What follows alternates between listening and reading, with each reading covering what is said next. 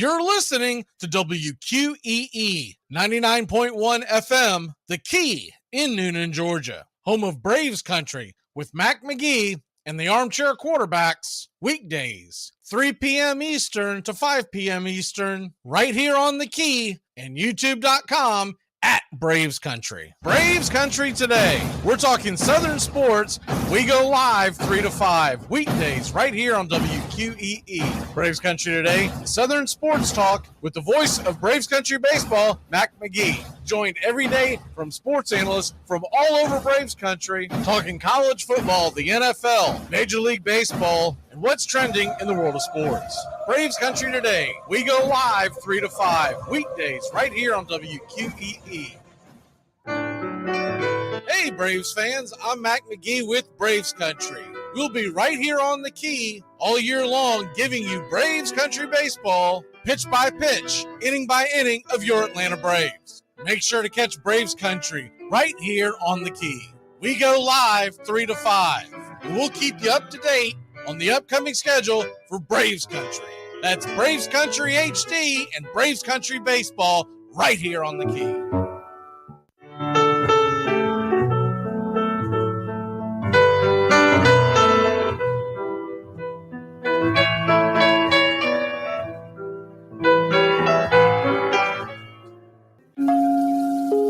Lineup for yesterday by Ogden Ash. A is for Alex, the great Alexander. More goose eggs he pitched than a popular gander. B is for Bresnahan, back of the plate. The Cubs were his love and McGraw his hate. C is for Cobb, who grew spikes not corn and made all the basemen wish they weren't born. D is for Dean, the grammatical diz. When they asked who's the tops, said correctly I is. E is for Evers, his jaw in advance, never afraid to tinker with chance. F is for Fordham, and Frankie and Fish. I wish he were back with the Giants, I wish. G is for Gehrig, the pride of the stadium, his record pure gold, his courage pure radium. H is for Hornsby. When pitching to Raj, the pitcher would pitch, then the pitcher would dodge. I is for me, not a hard-hitting man, but an outstanding all-time incurable fan.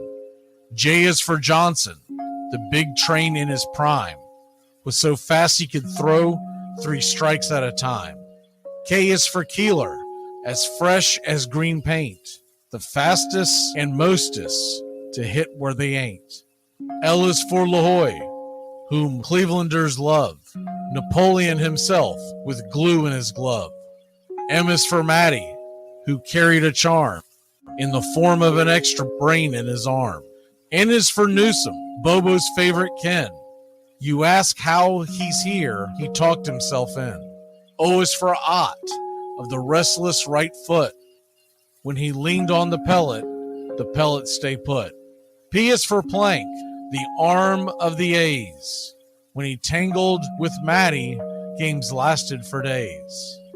Q is for Don Quixote, Cornelius Mack.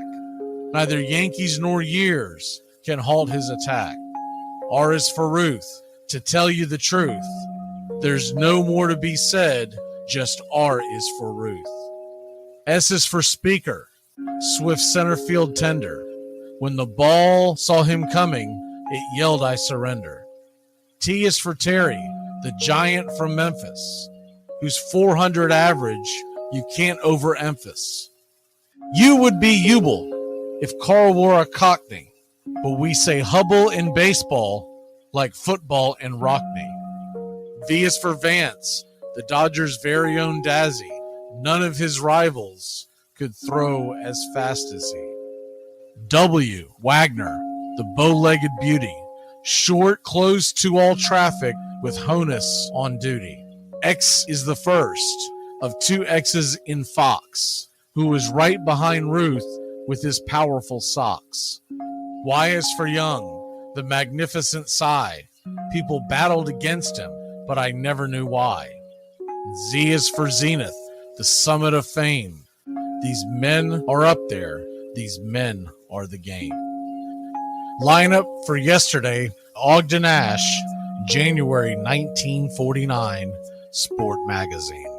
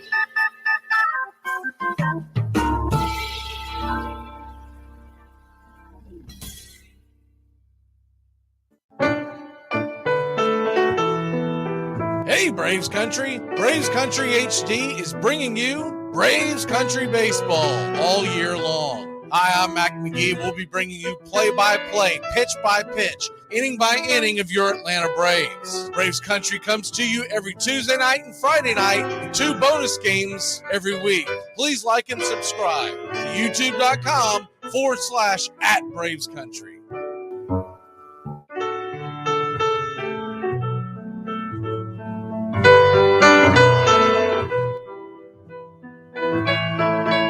Casey at the Bat by Ernest Lawrence Thayer.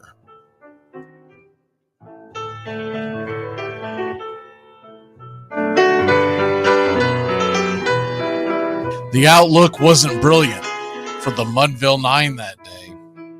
The score stood 4-2, but with 1 inning more to play.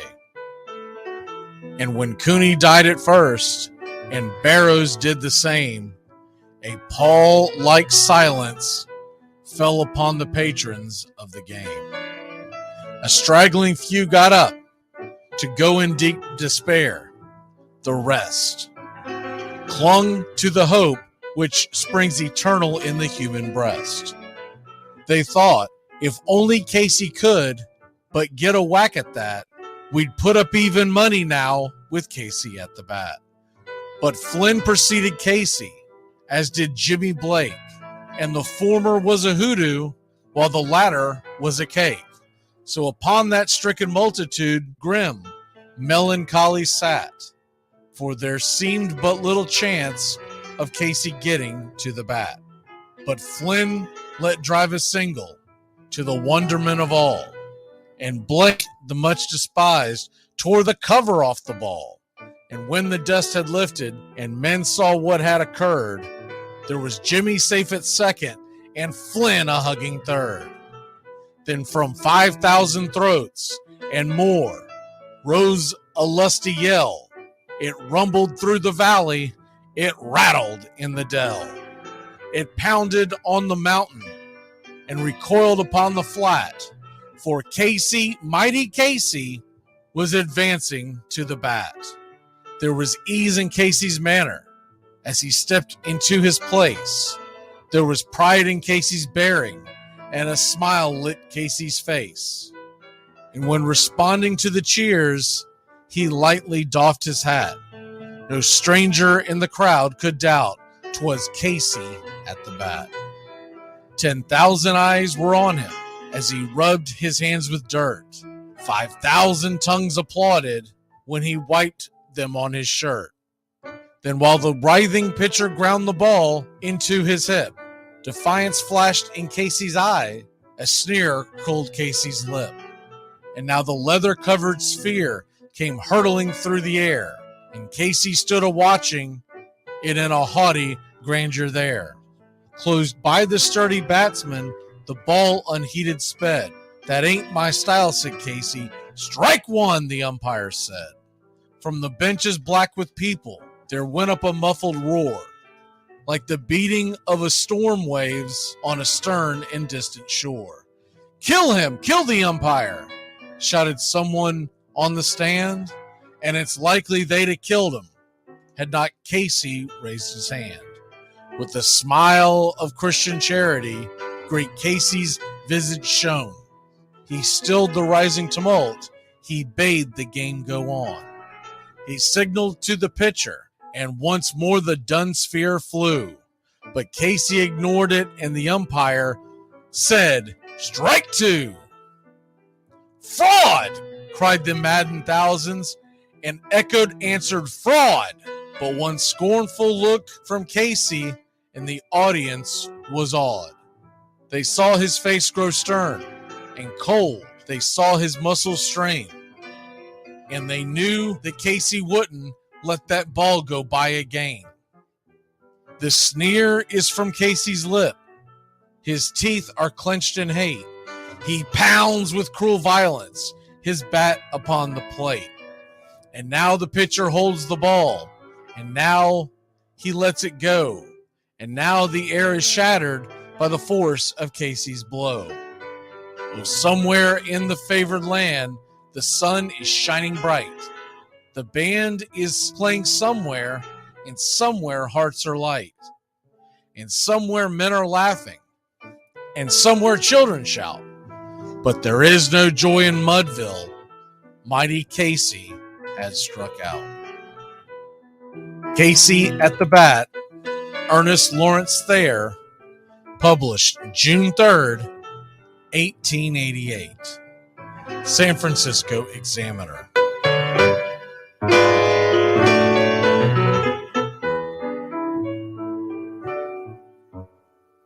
Braves Country today. We're talking Southern sports. We go live 3 to 5 weekdays right here on WQEE. Braves Country today, Southern sports talk with the voice of Braves Country baseball, Mac Magee. Joined every day from sports analysts from all over Braves Country, talking college football, the NFL, Major League Baseball, and what's trending in the world of sports. Braves Country today. We go live 3 to 5 weekdays right here on WQEE. Hey, Braves Country! Braves Country HD is bringing you Braves Country Baseball. Braves Country comes to you every Tuesday night and Friday night, and 2 bonus games every week. Hi, I'm Mac Magee, and we'll be bringing you play-by-play, pitch-by-pitch of your Atlanta Braves. It's free to listen. Please like and subscribe. YouTube.com/@Braves Country. Braves Country Baseball for the fans, by the fans.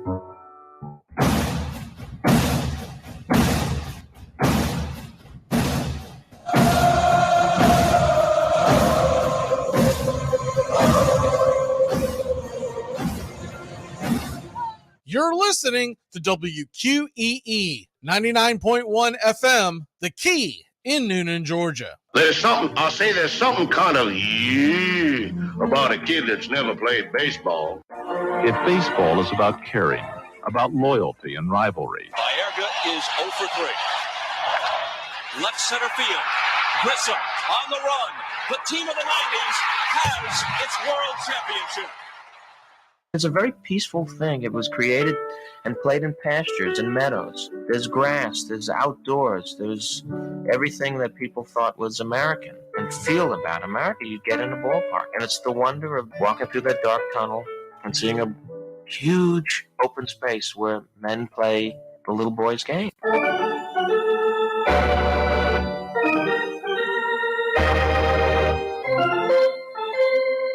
I believe in the Church of Baseball. I've tried all the major religions and most of the minor ones. I know things.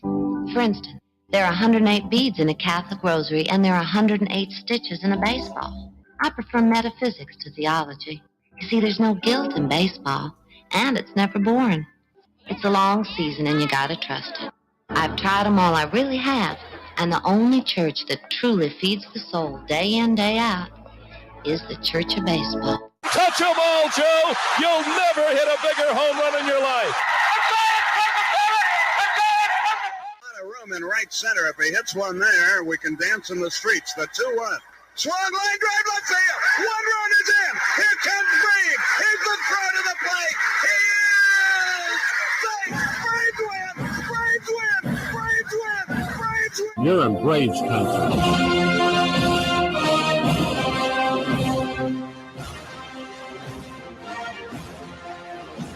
We're down to 1 strike here. Gurriel, the last hope for the Houston Astros. Here's the 0-2 pitch. Swung on, bounced over to Dansby. Dansby fires it over to first, and here comes the dog pile. Fire the cannons in the battery. Do the chop all throughout Braves country. Pop that top. Your Atlanta Braves have won it all. Oh, say, can you see by the dawn's early light what so proudly we hailed at the twilight's last gleaming, whose what stripes and bright stars through the perilous fight o'er the ramparts we once were so gallantly streaming, and the rocket's red glare, the bombs bursting in air, gave proof through the night that our flag was still there. Oh, say does that star-spangled banner yet wave o'er the land of the free and the home of the brave? Play ball. Hey, howdy, hi, and how the hell are you? Pull up an armchair, girls and boys, and join us for Braves Country Baseball. We are live, and the scene is Truist Park in Atlanta, Georgia, where we're set to bring you pitch-by-pitch, play-by-play of your Atlanta Braves. Hi, I'm Mac Magee. Here are your starting lineups for today's action. For the Miami Marlins, it'll be Jazz Chisholm playing center, Cooper in the DH spot batting second, De La Cruz in left and batting third. Luis Arias is the cleanup hitter, and manning second base.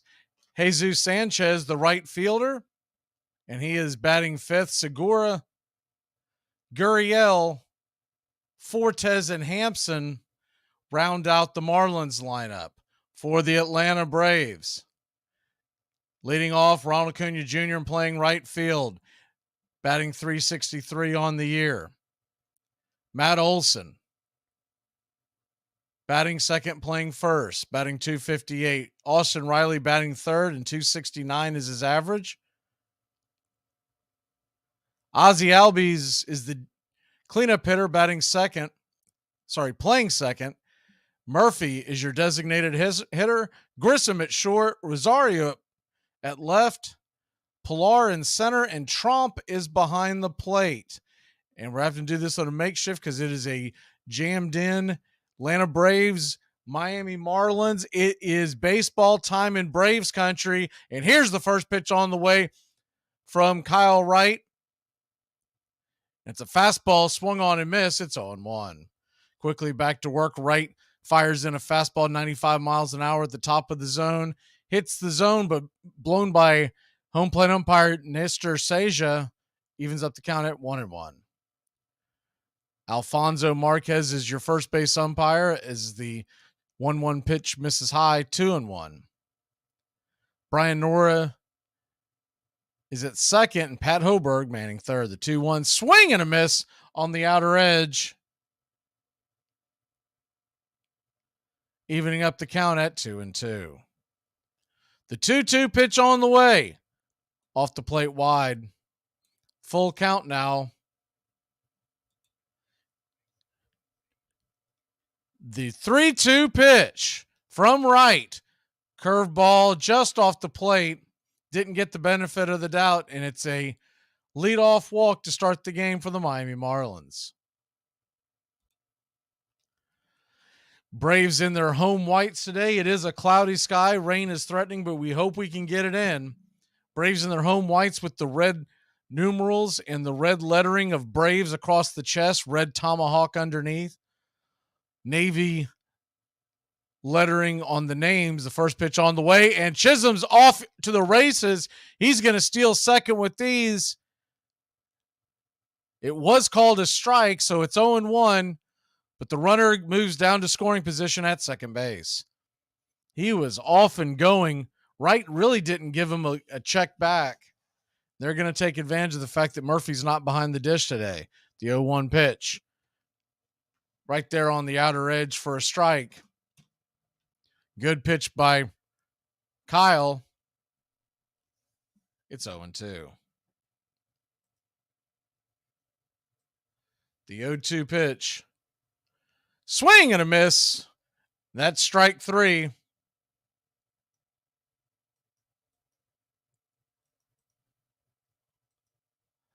Good pitch by Kyle Wright. The ball just kind of dove off the edge of the plate. Going to try to straighten up the scoreboard for y'all.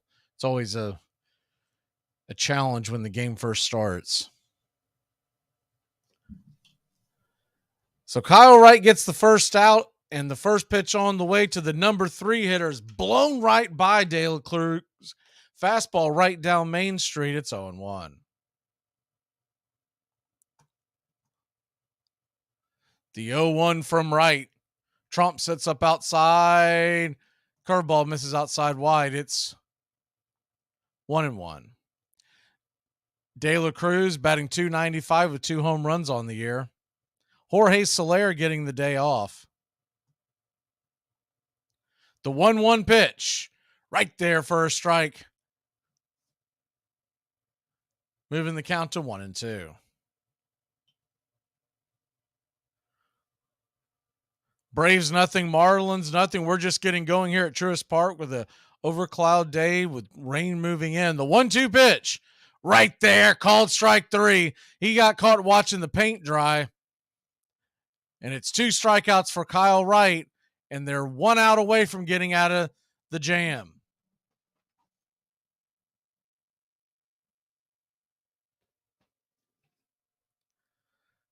De La Cruz called out on strikes.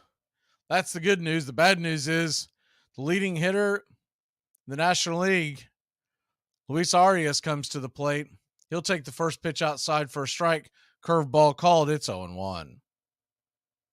Arias batting .421 this season. The 0-1 to Luis. Right kicks in, deals just off the plate. Tried to get him to chase the curve on the outer edge. It's 1-1.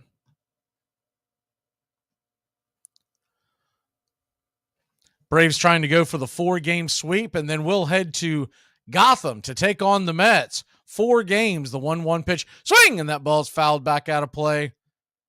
94 miles an hour on the outer edge. So you got a 1-2 count to Luis Arias. Chisholm with wheels at second with 2 away. A single would score him. The 1-2 pitch. Swung on, and that ball's banged foul down the first base line. We'll do it again at 1-2.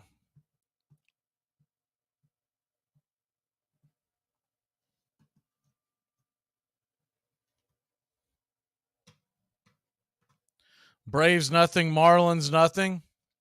The 1-2 pitch on the way. Swing and a miss, strike 3. Did he get a piece of that? Looks like he might have. Just enough to stay alive. I mean, he just barely got a stitch of that baseball.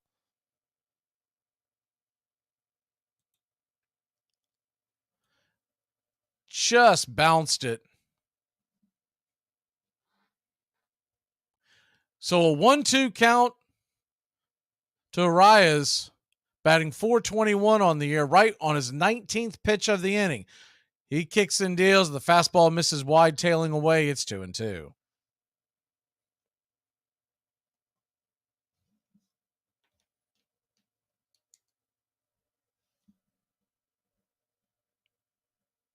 Braves come in today 3 games in front of the Mets.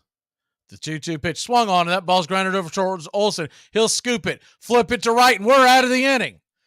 So the Marlins get the leadoff runner on, but fail to score. We'll be back at a flash here on Braves Country. I wanted to see where that was going. The steroids, if we would have left it alone, dude, we would have had guys the size of McGuire playing second base by now. You know, it would have been awesome. And because they were so roided up, there would have been no defense anyway, so you wouldn't have to worry about these shifts. You know, they'd barely be able to move. It would have been awesome. They should have just left the game alone. But no, we got to worry about everybody's kidney failure and, you know, all that kind of stuff. I feel like that's none of my business. Armchair. But I told Pete, like, hey, we'll get you 3 at-bats. He goes, no, I want them all. I'm like, okay, I'll get you all the at-bats, but I'm going to pick you up for defense in the 9th. He goes, no. And he was telling me a story about how he didn't make the U.S. team as a 17-year-old, and it bothered him. And he's never forgotten it. So he's like, if I ever get a chance to put this back on, you're going to have to rip me off the field. And I'm like, Pete, it's an exhibition game. The Joyce kid from the Angels is throwing a $103. The last thing I need is you getting one in the ribs right here before we go get after this thing. He's like, I got it.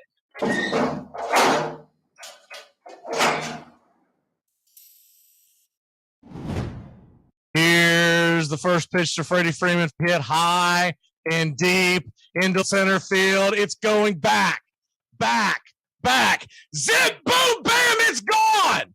Rama-lama, ding dong. The Braves lead it 5-4. Freddie Freeman comes through in a big way. He takes Josh Hader deep. The Atlanta Braves lead it 5-4 on the bat of Freddie Freeman. The crowd is going bananas. You're listening to Braves Country Baseball on Braves Country HD. Welcome back to Braves Country Baseball. The first pitch on the way from Braxton Garrett to Ronald Acuna Jr. is a ball out wide. It's 1-0, missing with the curve. The 1-0 from Garrett, curveball down below the knees. Good take by Ronnie. It's 2-0. Marlins in their home grays. Black lettering, black numerals. Miami across the chest, the 2-0 pitch. Swing, and that ball's fouled down the line. It's 2-1.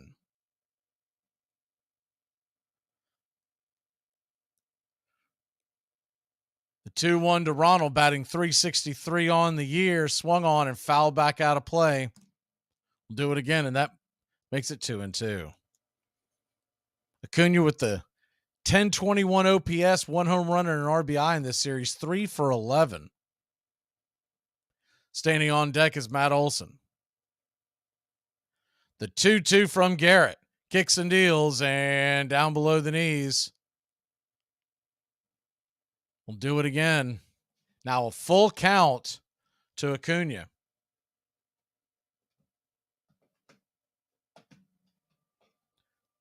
Time is called. Starting to see that as a bit of a strategy. The 3-2 pitch swung on and banged down towards the third base line. Segura's got it, fires it over to first. Kind of a high throw, but a good defensive hop and a jump and a tag of the bag by Gurriel. And there's one away. You're starting to see that as a defensive or as an offensive strategy. A lot of these batters, when they get 2 strikes, they then take time out. Try to slow down the pitcher, give them a chance to think about what he might be throwing. First pitch on the way to Olson is a check swing foul. Pitch was on the inner edge, just off the plate. It's 0-1. Happy National Football League draft day to everybody. It's great for us Braves fans that the game gets out of the way and we can relax and watch the draft later on. The 0-1 pitch. Down below the knees and off the plate, it's 0-2. Now that one right there was little inside off the plate, kind of a wide strike on the inner part. I have to keep an eye on that from home plate umpire Seja. The 0-2 pitch, high and inside. It's 1-2.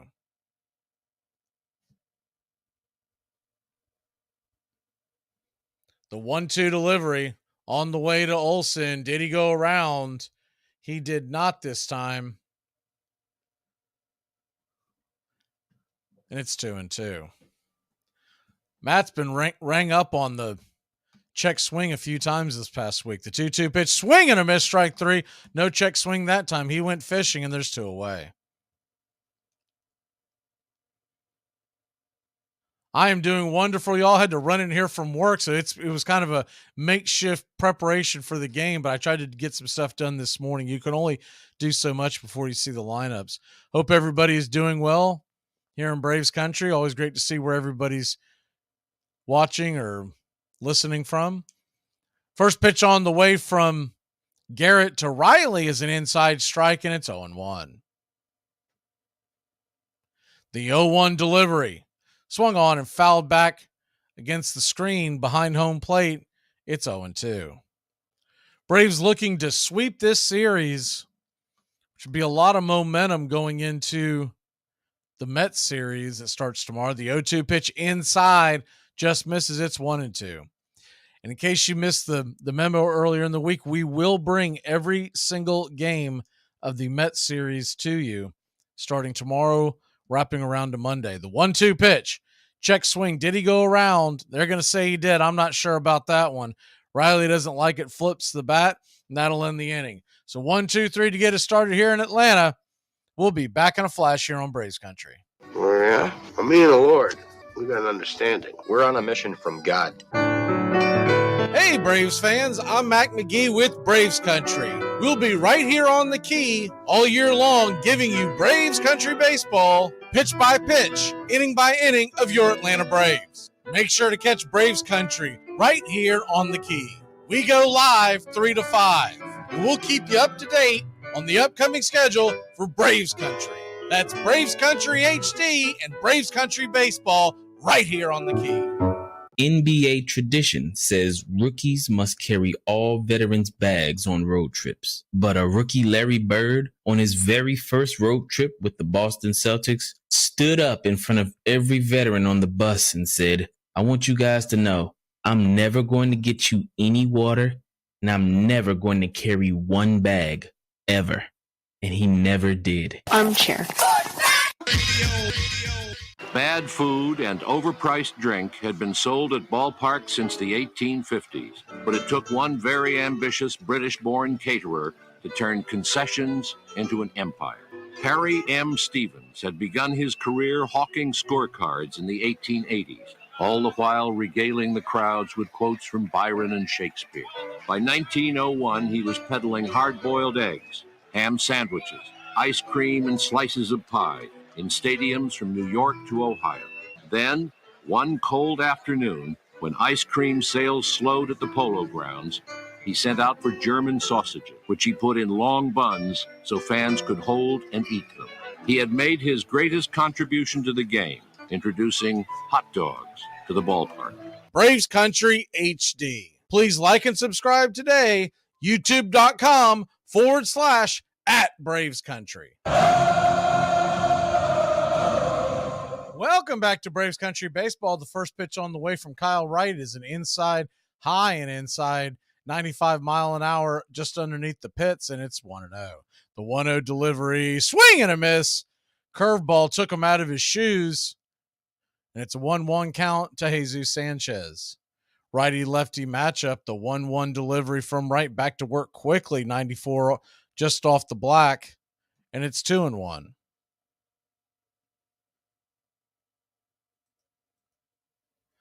The 2-1 delivery from Wright swung on, and that ball is rifled down the left field line. It's going to get down for a base hit. Cutting it off is the left fielder Rosario on a one-hopper, and then the leadoff hitter on again for the Miami Marlins.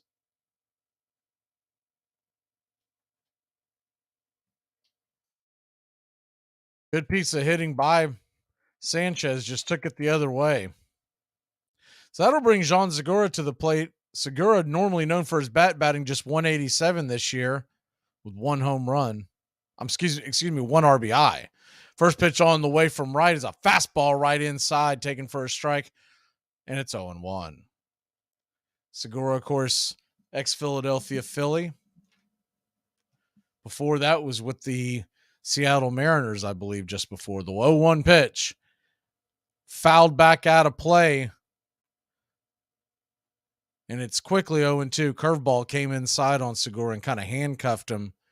He shot it back towards the screen. So it's an 0-2 count. Runner on first, nobody out. 0-0 your score here in Atlanta, Georgia. Wright comes set. Flips and turns it over to first base, trying to catch the runner napping. But back underneath the throw with ease. We'll do it again at 0-2. The 0-2 pitch. Swing and a miss, strike three. Nice tight curveball. Almost slider type action. Or what's the new hip word now? The sweeper. Almost like a really tight sweeper off the plate. I'm sure it looked like a strike at the beginning to Segura. Big strikeout once again for Kyle Wright. 3 strikeouts on the afternoon. The first pitch on the way from Wright is fouled down the line. 94 miles an hour into the stands. It's 0-1.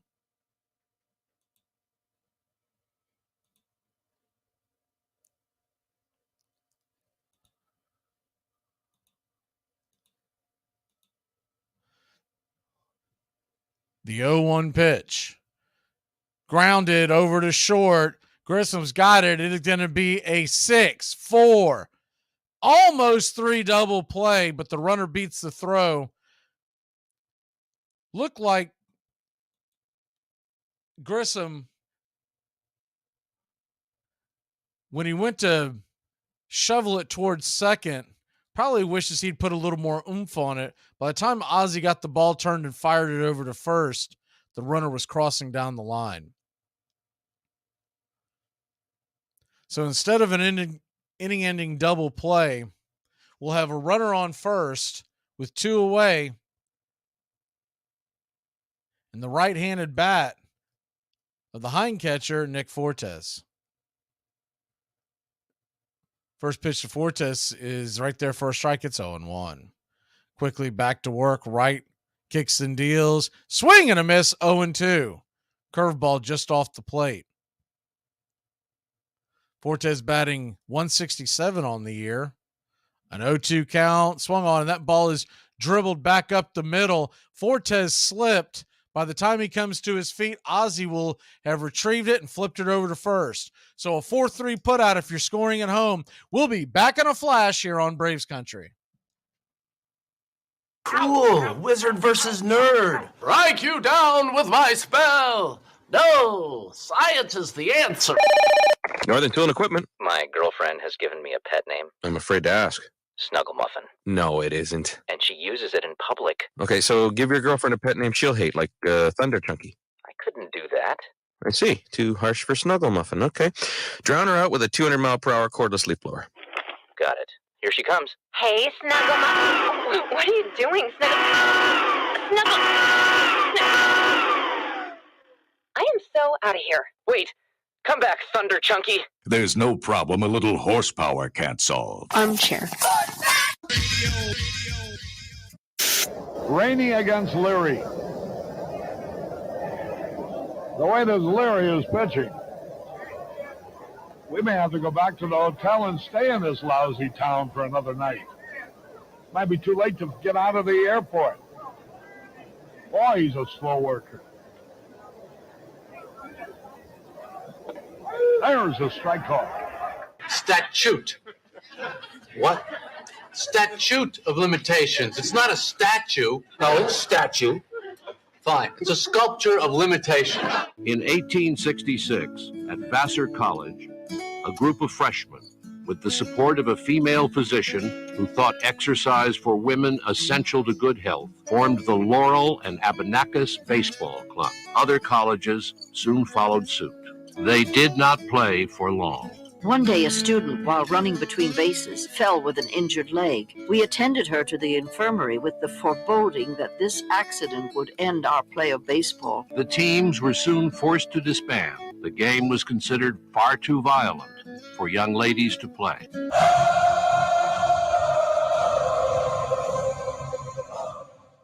Welcome back to Braves Country Baseball. The Atlanta Braves, Miami Marlins tied at nothing apiece at the bottom of the second. The first pitch is swung on and hammered back foul behind home plate by Ozzie Albies. It's 0-1. The 0-1 delivery, swing and a miss. Fastball up near his eyes. Ozzie's follow through came by and hit the catcher, and Ozzie's checking on him to make sure he's okay.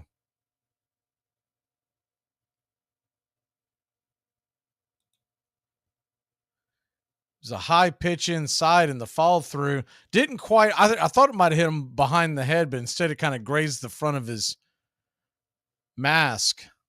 The 0-2 pitch to Ozzie, swung on, and that ball's banged over towards third. A deep shot in the hole. Segura has it. Long throw. He'll get Ozzie, and it's a 5-3 putout to start the second.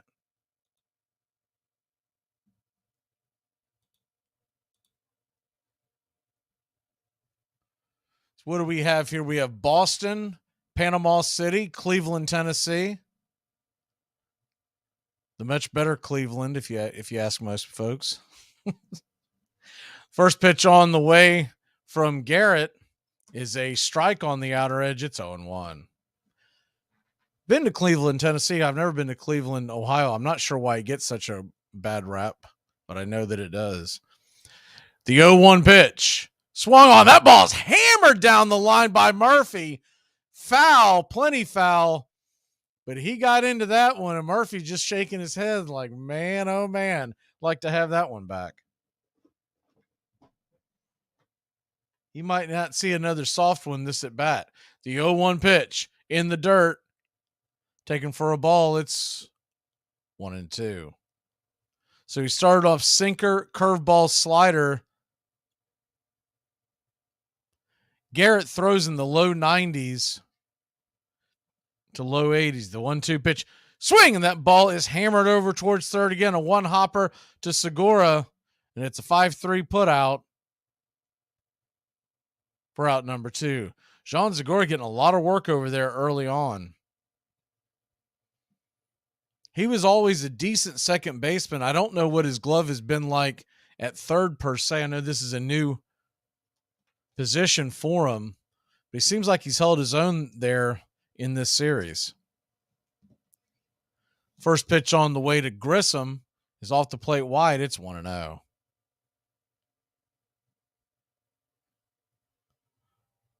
The 1-0 pitch. Outside wide, it's 2-0.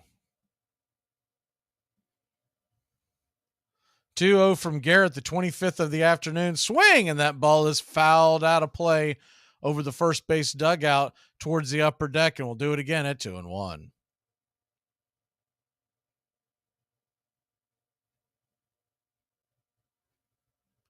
The 2-1 delivery right there at the knees for a strike. Either that locked up Grissom or he was taken all the way, didn't even flinch. It's 2-2. So you got a 2-2 pitch to Grissom, 2 away. Time called by Grissom. If you're unfamiliar with the new rules, batters do get 1 timeout per at bat, as do the pitchers. The 2-2 pitch. Swing, and that ball's hammered down the third base line, but right at the third base dugout. Some of the Marlins players had to run and hide, get out of harm's way. We'll do it again at 2-2. Deuces wild, 2 outs, bottom of the second, a 2-2 pitch to Grissom. Here's the windup and delivery, hammered down the third base line once again. Very similar spot down below in the strike zone at the knees. This time the slow stuff, the 2-2 pitch swung on, and that ball is fouled out of play. To move that pitch outside, it will do it again at 2-2.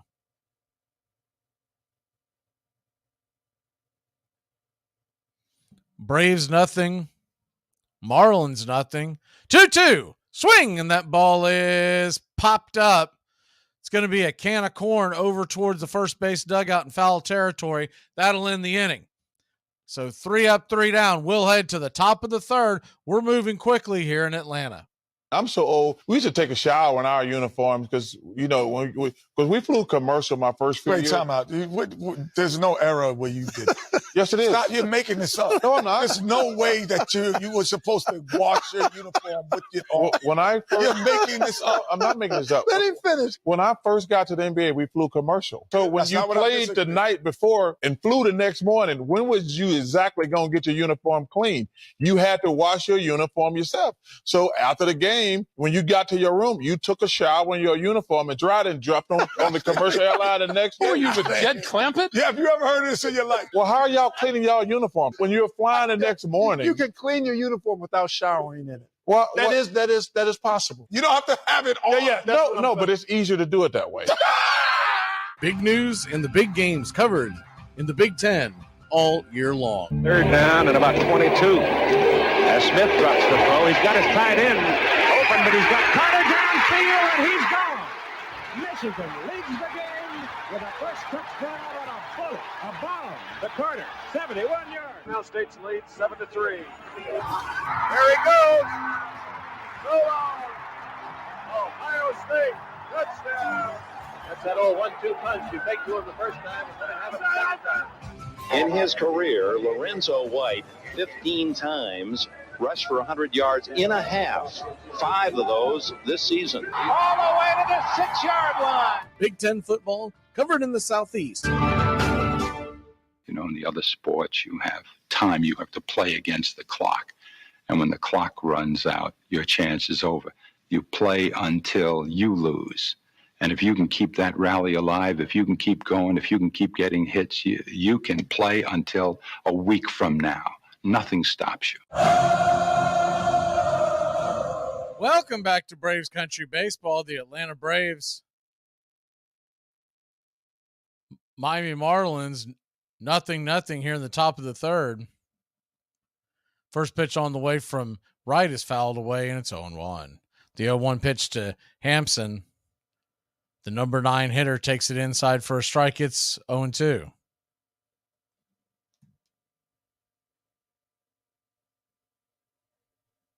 0-2 pitch. Swung on, and that ball is grounded up the middle in between second base and where Grissom was playing it short.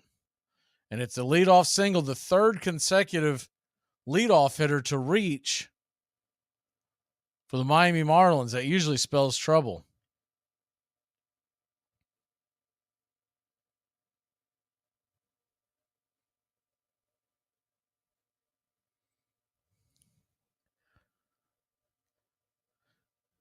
So 1 on, nobody out, and Jazz Chisholm comes to the plate.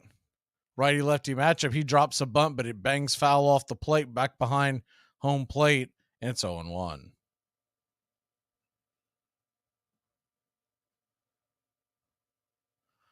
You're listening to Braves Country Baseball. We'll be here Friday at 7:10, Saturday at 4:10, as Wright kicks and flips it back over to first.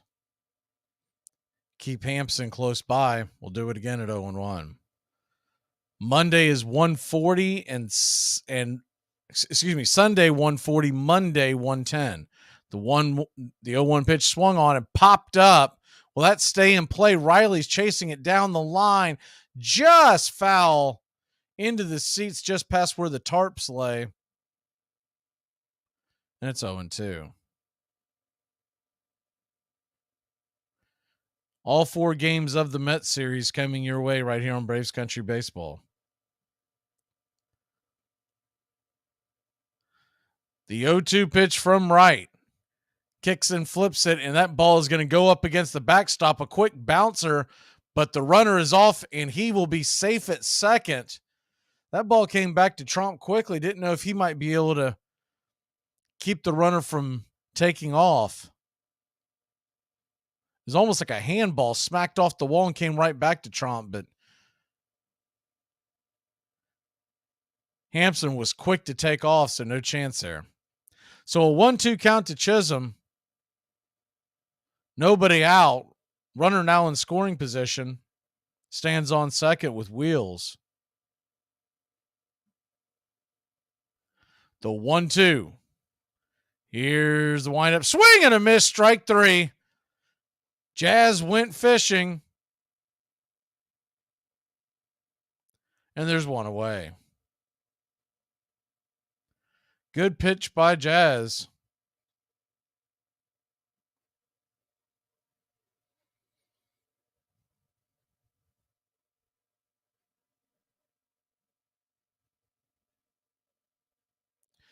First pitch on the way from Wright to the right-handed stick of Cooper is a curveball in the inner cut. It's 0-1. He's really got that curveball working well today. Much better than the first few starts by Wright. It's a good sign so far.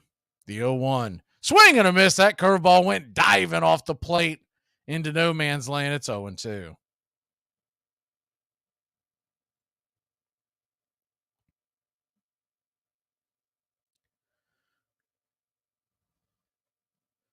The 0-2 pitch from Wright. Leaning outside is Trump, and that curveball swinging. That ball gets hammered down the line. He missed a spot on that one. That ball got roasted, but it was plenty foul. We'll do it again at 0-2. Trump was set up on the outer edge. Think they were going to try to get him to chase that curveball again. But instead it came inside. Luckily, it was far inside. The 0-2 pitch from Wright. Swing and a miss. Strike 3. Got him. Another good curve by Wright. He's out there on the pier today because everyone's going fishing for Wright. Nice pitch. In the dirt. Actually, that ball never hit the dirt. I thought it did. It was Chadwick's glove that dragged across the dirt as he caught it. So one more batter to get out of this mess. The 0-1 pitch is a fastball right down Main Street, and it's 0-1. 291 average for De La Cruz. Struck out in the first. 2 home runs, 9 RBI, a 768 OPS. The 0-1 pitch. Swing and a miss. Curveball on the outer edge. It's 0-2.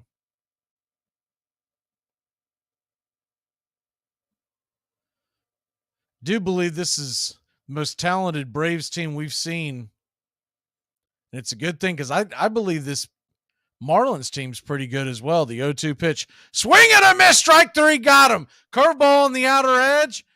And yak, yak, yak. That'll end the inning. Rosario, Pilar, and Trump are coming to the plate. Let's get some runs, Braves country. Let me tell you something. If the U.S. government decides to stick a tracking device up your ass, you say thank you and God bless America. Hey, Braves Country. Braves Country HD is bringing you Braves Country Baseball. Braves Country comes to you every Tuesday night and Friday night and 2 bonus games every week. Hi, I'm Mac Magee, and we'll be bringing you play-by-play, pitch-by-pitch of your Atlanta Braves. It's free to listen. Please like and subscribe. YouTube.com/@Braves Country. Braves Country Baseball for the fans, by the fans. This portion of the show is being brought to you by The Best Things in Life, which are still free with minimum purchase at participating dealers. I'm drinking wine on a Wednesday before noon, bro. Have fun at your job, LOL. Link in bio.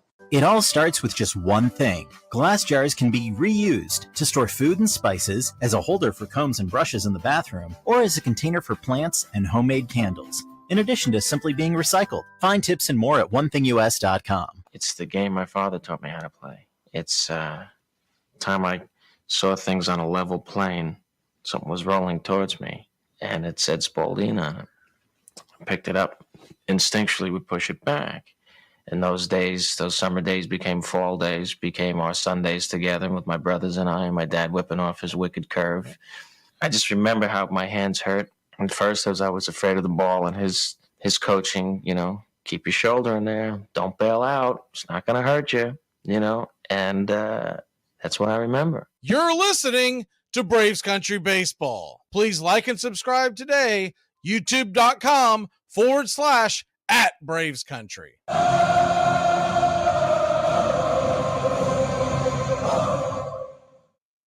Welcome back to Braves Country Baseball. Hope you're enjoying your Thursday afternoon getaway day here at the park. And the first pitch on the way to Rosario is a strike about letter high. Rosario didn't like it, looked a little high.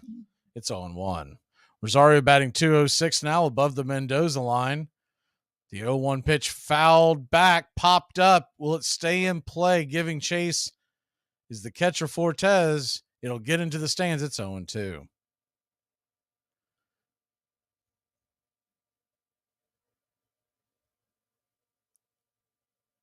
Interesting fact, Mendoza, his lifetime average was actually 215, but 200 became known as the Mendoza line. Much like Marcell Ozuna, the Ozuna line is now around 100. The first pitch on the way from Rosario is the 0-2 pitch on the way to Rosario is missed off the plate. It's 1-2. Rosario 3 home runs, 5 RBI. The 1-2 pitch in the dirt. Good take by Eddie. And it's 2-2.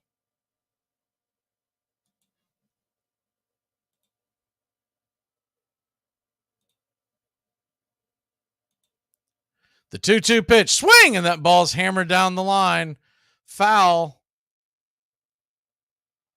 Up against the netting just past the first base dugout.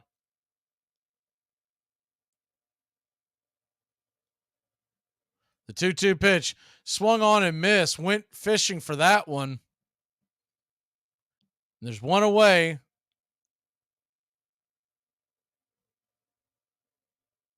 That was a pretty good pitch by Garrett. Broke off the plate just below the zone, just as Eddie was swinging. Picture perfect slider. So the first pitch on the way to Pilar is right there at the knees, taking first strike all the way. Lefty-righty matchup, and it's 0-1.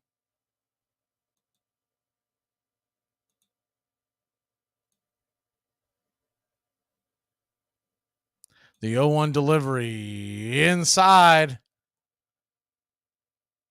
Taken for a ball, it's 1-1.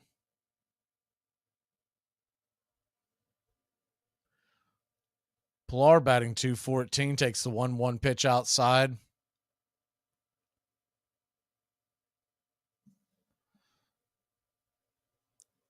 So a 2-1 count from Garrett to Pilar. Swung on, and that ball's grounded over towards third. It's a high hopper. A diving attempt by Segura gets just past his glove, and it's a 1-out single for your Atlanta Braves. Nice piece of hitting by Pilar. They really have been wearing out the third base side. I'm sure with the way Garrett pitches to right-handers, third base gets worn out quite a bit when he plays. Segura was hugging the line a little more than you expect early in a scoreless game. So he had a long way to go. That'll bring Chadwick Tromp to the plate. Tromp takes the first pitch out on the outer half for a strike. It's 0-1. Chadwick Tromp.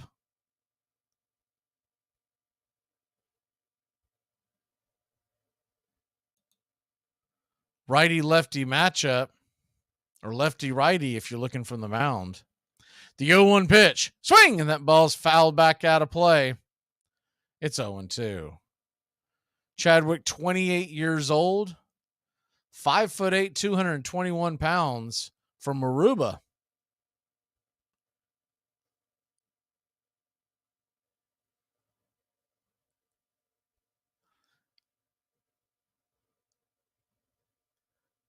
Garrett comes set and flips the ball back over to first to keep the runner close by.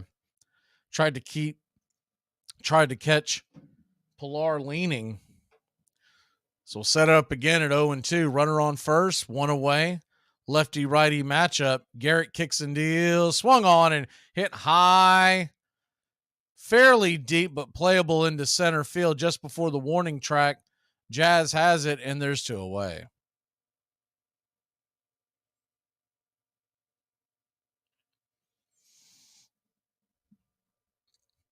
So that'll bring Ronald Acuna Jr. to the plate.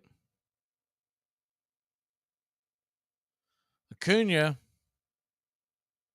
16-game on-base streak, batting over 400 during that time period. The first pitch on the way to Ronald is a swing and a miss, high in the zone. It's 0-1. Got a feeling Ronald was sitting on something soft because he came out of his shoes and was a little off balance on that one. The 0-1 from Garrett. Kicks it and deals, and there's the slider, and it's 0-2.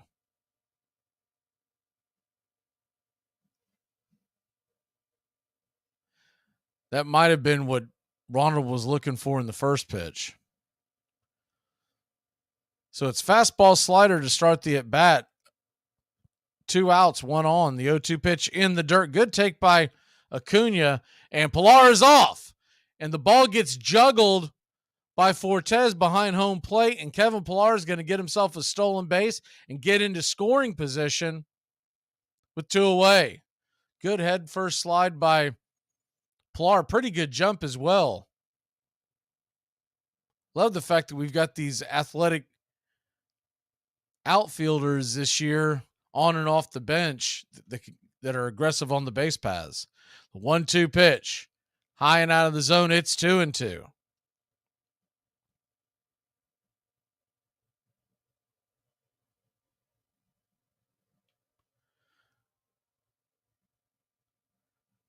So a 2-2 pitch, 2 outs. Deuce is wild. Swung on, that ball's grounded over towards short. Play made by Hampson. He'll scoop it and fire it over to first, and that'll end the inning. The Braves threaten, fail to score. Heart of the Marlins lineup is coming to the plate. We'll be back in a flash. He only has 3 rings. We got a tie. We need to fix it. We need a tiebreaker. I agree. Ties are not acceptable in fantasy football. Fantasy football is about proving that you are better than your friends, not equally as good as your friends, okay? It's not communism. We're not coveting Billy Joel cassette tapes and wearing ill-fitting blue jeans. It all starts with just one thing. When recycling, rinse out jars and cans, and avoid recycling wax paper or paper soiled with food. This will reduce recycling contamination. Find tips and more at onethingus.com. What's your one thing? Braves Country HD is coming your way live 3 to 5 weekdays right here on the Key. We're talking Major League Baseball, all the college spring sports, and the majors all spring and summer long. Keep up with your Atlanta Braves weekdays live 3 to 5 on Braves Country HD. And make sure to catch our play-by-play Braves Country Baseball all summer long. It's the perfect time to start planning for your healthy, pest-free lawn with True Green, America's #1 lawn care company. True Green's science-based approach and local expertise will help give your lawn the year-round care it needs to be thick and weed-free. Go to truegreen.com/radio. Just call 866-946-5956 or go to truegreen.com/radio today and get a lawn to be proud of. It is a haunted game in which every player is measured against the ghosts of all who have gone before. Most of all, it is about time and timelessness, speed and grace, failure and loss, imperishable hope, and coming home. You're listening to Braves Country Baseball. YouTube.com/@BravesCountry.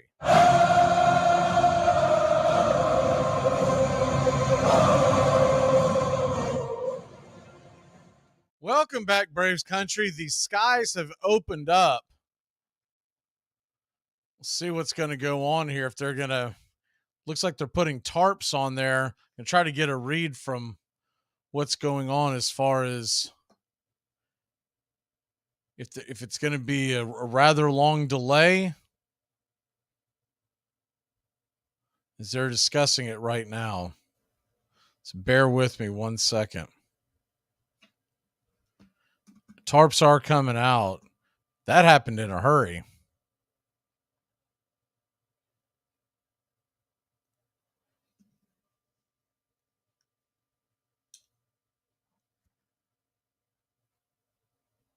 Kyle Wright didn't even really get his pitches going before he came out. He said, look, it's coming down pretty hard.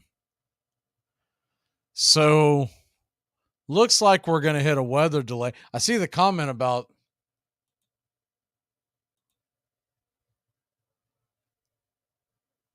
Ozuna being now 5 for 59. I didn't know he was on a heater. So looks like we're headed for a weather delay. We'll step aside and bring you the Andy Griffith show. No, I'm joking. We'll for all you older Braves fans, you'll get that one. We'll be back in a flash whenever the weather subsides. Hopefully it won't be a long one. And as I get the news, I'll pass it along in the chat and put it on the screen. Braves in a rain delay, 0-0 here in Atlanta.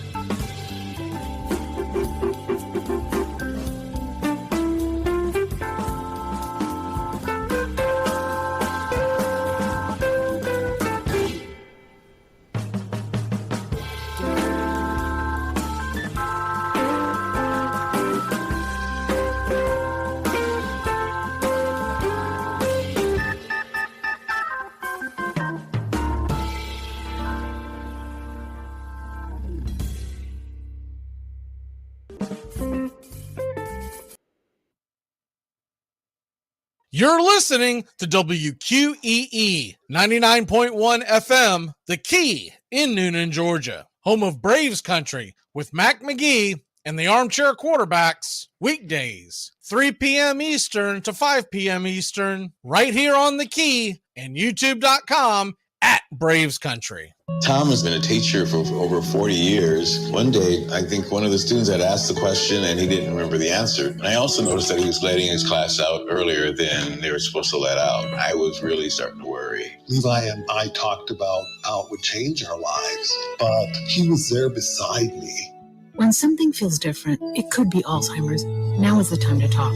Visit alz.org/ourstories to learn more. A message from the Alzheimer's Association and the Ad Council. Hey folks, this is Mark White with The Mark White Show, and you can tune into The Mark White Show every Saturday from 11 a.m. to 12 p.m. right here on Rock 99 WQEE The Key, the home of Southern sports and talk. Are you looking for a reliable dental practice that not only cares about your teeth, but is friendly to work with?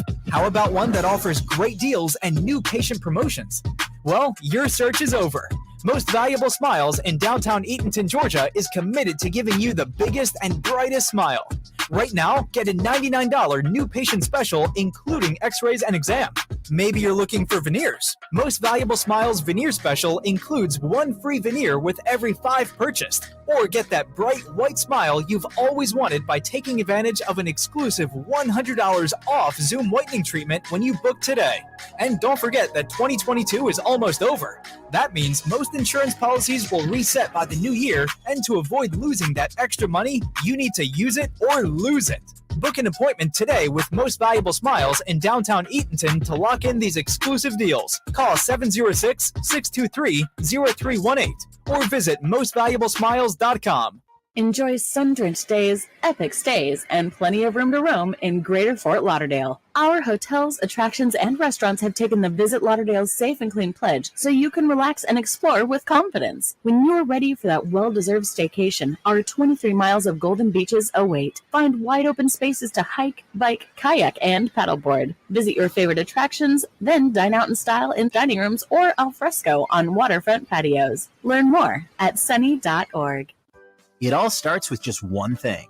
When recycling, rinse out jars and cans, and avoid recycling wax paper or paper soiled with food. This will reduce recycling contamination. Find tips and more at onethingus.com. What's your one thing? Hey, sports fans. The Key has a brand new show. Braves Country is coming your way weekdays 3 p.m. Eastern to 5 p.m. Eastern. Drive time on WQEE. Braves Country is a Southern sports talk show with Mac Magee and the Armchair quarterbacks. We'll be talking the Atlanta Braves and Major League Baseball, along with everything important to sports fans in Braves Country.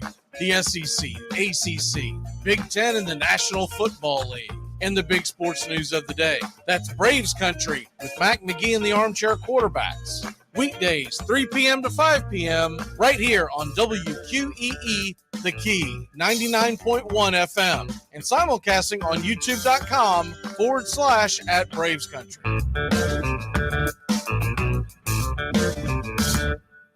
At Shell, we know from the time you get up to the time you wrap up, Good night. there's a lot of meetups, eat-ups, and hurry-ups.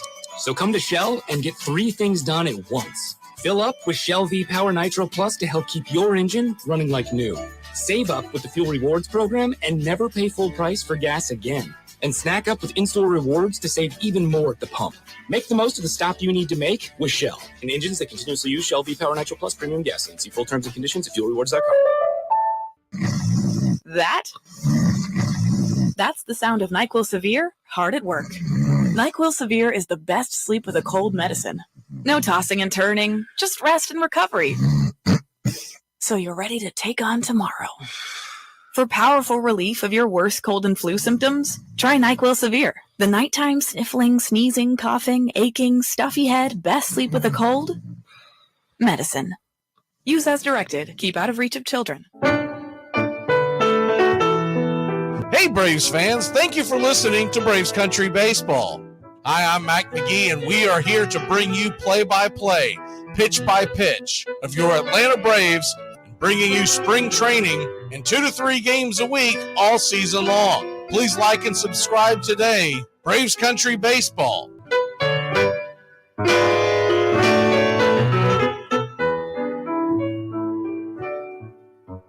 Winter is the perfect time to start planning for your healthy, pest-free spring lawn with True Green, America's #1 lawn care company. True Green's science-based approach and local expertise will help give your lawn the year-round care it needs to be thick and weed-free. Go to truegreen.com. Just call 866-946-5956 or go to truegreen.com today and get a lawn to be proud of. Hey, sports fans, it's Rod Peterson here, host of The Rod Peterson Show, inviting you to join us daily for 2 hours of Atlanta's funnest sports talk right here on WQEE. I say fun because it is. You've never heard a show like it because we make the listeners a part of the show every day between noon and 2 p.m. Eastern. You'll hear plenty of the best sports talk, including the latest on the Falcons, the Braves, and more. And who knows, you might even hear you. That's the Rod Peterson Show, daily at noon, right here on WQEE 99.1 FM. It's the best in sports and entertainment, and get locked in and locked down with Rhino Radio Penitentiary, 7 a.m. to 10 a.m. with your host, me, Ryan O'Neill, each and every morning, right here with the best in sports and entertainment, all the way from professional sports to college sports to River Dragons hockey and everything in between, including some of the very best local and national guests. It's the Rhino Radio Penitentiary, 7 a.m. to 10 a.m. Monday through Fridays, right here on 99.1 FM WQEE.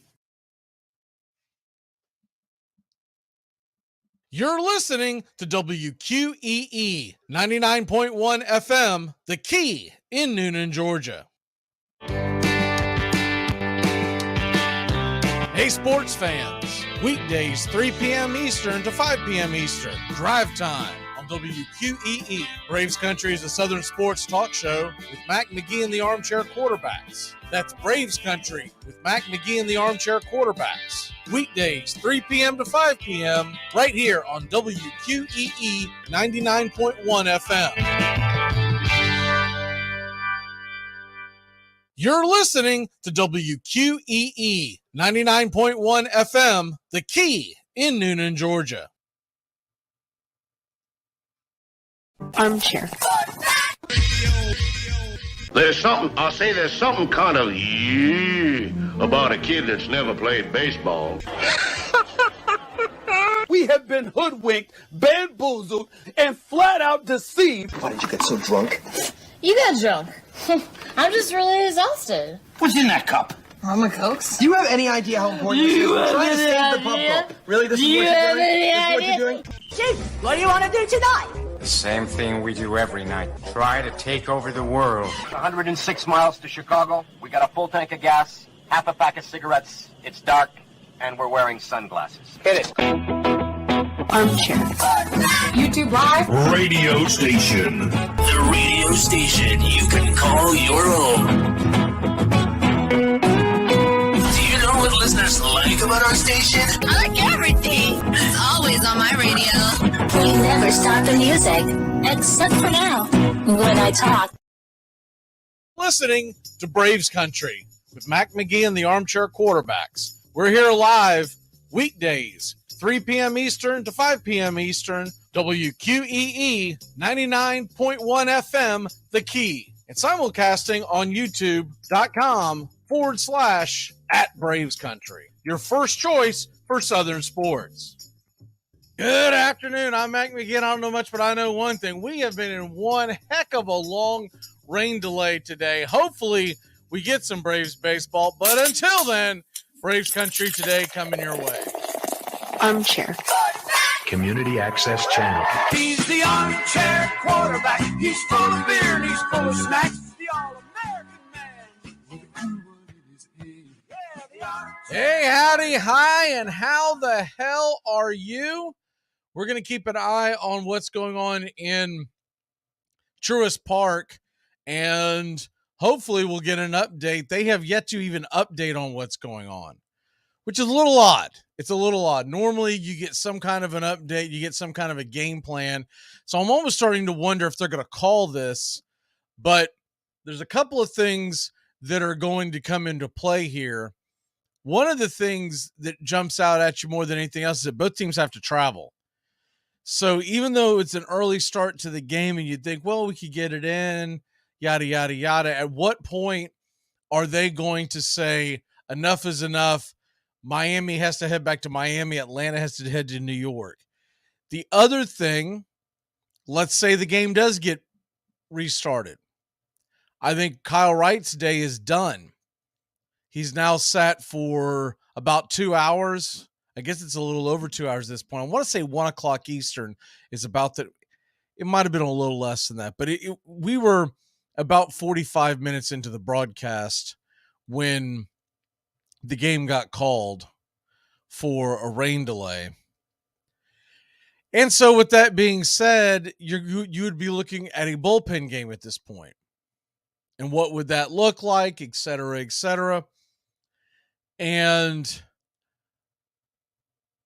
we're only 3 innings in, so you'd have to spell 6 innings of baseball with your bullpen. And the biggest question is it worth it to the Braves to do that and tear their bullpen apart heading into New York in a 4-game series? Now, the good news is the next few days, you've got your starting rotation set, and if everything goes according to plan, you'll get some deep innings from guys like Max Fried tomorrow night. We've got Strider due to pitch on Saturday, Morton on Sunday, and then Elder would come back around on Monday. But that's the biggest question that I have right now is how much longer they would go into this. And yes, I have looked at the radar. I see your comments, Lenny, but the number one thing with the radar is what we see, and we see as a pocket, as a possibility to play, doesn't necessarily mean that the Braves brass, who ultimately them in Major League Baseball make the final decision. And just because they take a look at things, I mean, what we're looking at here is they're expecting storms likely to end possibly around 5:30. So in theory, we could get the game back going. But if we get the game back going, let's say the game ends 7:30, 8 o'clock, depending on what is being planned and whatnot, when is the absolute last of the last where they say, we can't wait anymore. Miami has to head back home. Atlanta has to head to New York. And so anyways, we're just kind of sitting in limbo at this point, dealing with this. And the one thing I did want to take a look at, because the storm is heading north. And my biggest question is, what is the weather going to look like heading forward? And I was taking a look at this during the break at one point, and I just want to see if there's any kind of a update here. What it looks like here is that tomorrow in New York, there's no rain, but Saturday and Sunday, we could get rain. Monday's supposed to be pretty clear. So, and Sunday doesn't look like that. Oh, mercy. Or Saturday. Both of those games might get rained out. If this is accurate, where I'm looking at on Saturday, 97% chance of rain. And that's supposed to start during the day. And then on Sunday, and nobody wants that, but it could very well happen. You might get back-to-back rainouts, would mean you would probably try to do a doubleheader on Monday, although that's a getaway day for both teams. So I don't know how this is going to play out, but weather's going to be a big factor in Braves Mets this weekend unless something drastically changes in the forecast. And what it's looked like is, as far as the radar right now in Atlanta, once again, the storms are moving through, and, you know, one of the biggest questions you would have with this is how fast will it move through? The drainage system at Truist Park is elite, so it shouldn't take that long for the actual play to resume once the rain subsides. But one thing that they keep looking at when they go to make these decisions is the obvious, is what else is coming in. And from what I've seen on the radar and I've seen on the update, it looks like we could be in for yet another. When I look at the actual radar, it doesn't look that bad as you play it forward. It looks like it could possibly end around 5:30, and then it looks smooth clearing. After that, looks like everything is much further south of Truist Park. But once again, we'll just have to hold in limbo. Typically, they give you some kind of an update fairly close, usually within about 30 minutes, 25 to 30 minutes. So we have not seen that. So because we haven't seen that, I can't imagine this game is going to get started before 4. And then once again, as the clock continues to tick, you start wondering, okay, well, when are we going to get back on the field? But the good news is the Braves have a 3-game lead in the NL East. They've got a 5-game lead on the Marlins, 5 on the Phillies. Now, the other thing to take into consideration about this whole rainout, the Braves and Mets meet in Atlanta one more time later in the year. So you could either do one of two things. You could just set this up as a rainout, or they could resume at it in the 4th inning, which is probably what both teams would want to do because they don't want to tear up their bullpens when they resume play. And since no team has an advantage, I would think that's typically what they do. But the Miami, looking at the next time that they play Miami at home, it's late June, early July, right before 4th of July. It's the weekend right before 4th of July. You got a 7:20 on a Friday night, a 4:10 on a Saturday evening, or late afternoon, and a 1:30 on a Sunday. And then the Braves have to go to Cleveland the day after. So my guess is if they don't get it in today, what they would do is they would schedule a doubleheader for that Saturday to hopefully get both games in that day. And so that would probably be the scenario you'd be looking at, because Saturday is much easier for folks to go out there and catch the doubleheader, number one.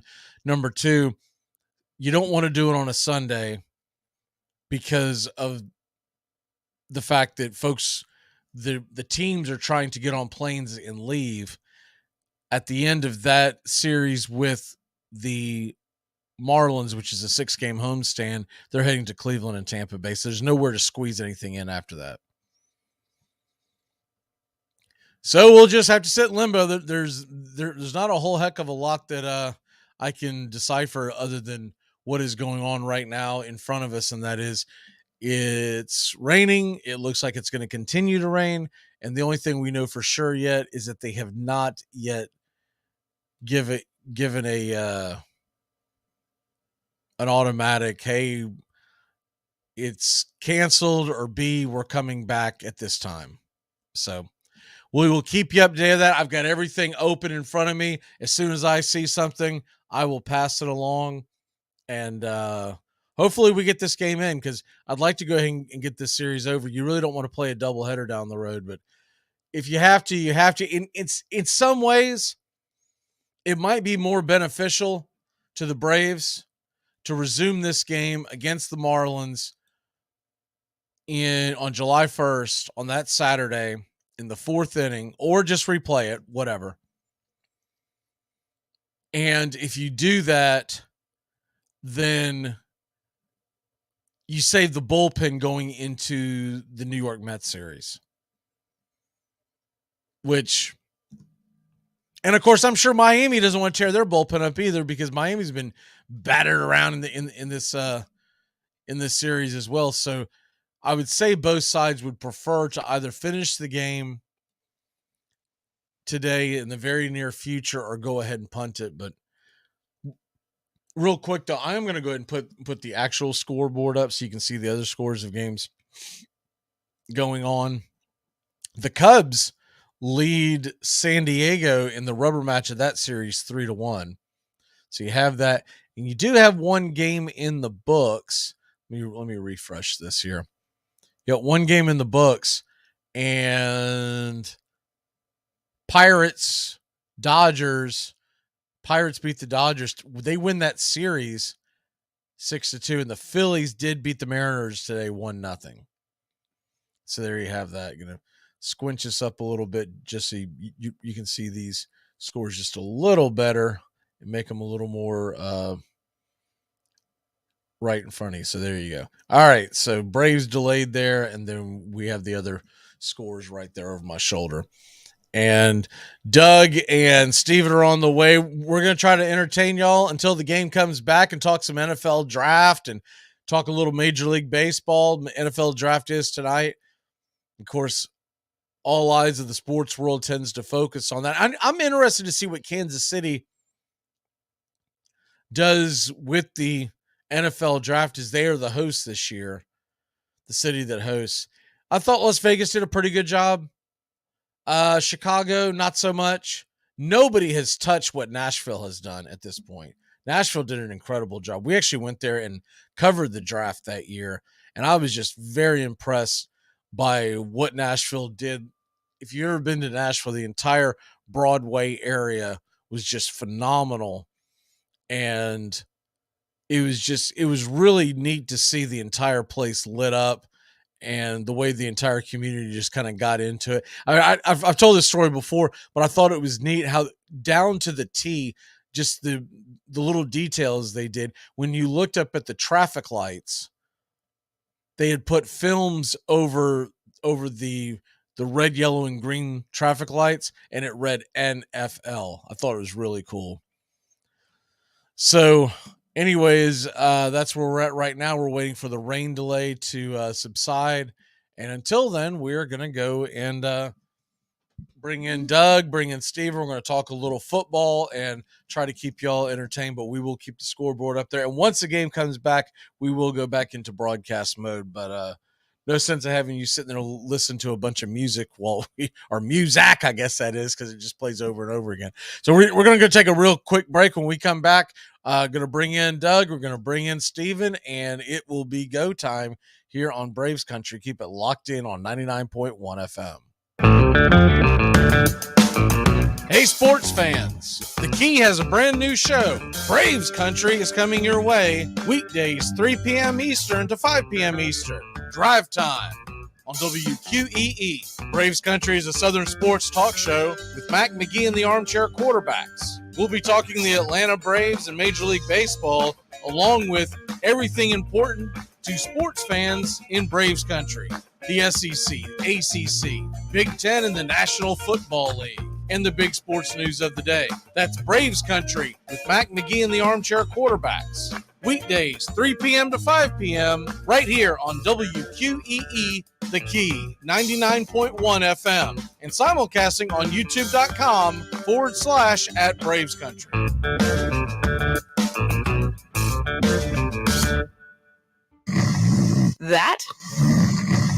That's the sound of NyQuil Severe hard at work. NyQuil Severe is the best sleep with a cold medicine. No tossing and turning, just rest and recovery. So you're ready to take on tomorrow.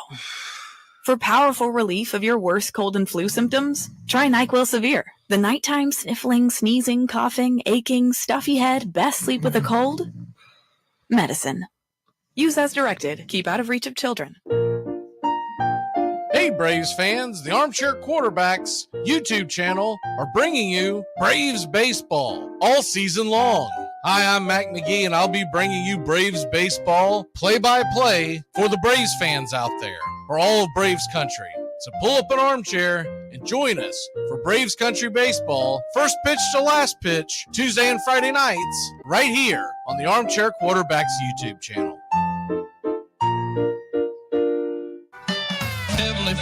Welcome back to Braves Country. Mac Magee and the Armchair Quarterbacks, weekdays 3 to 5 p.m. Drive time on WQEE.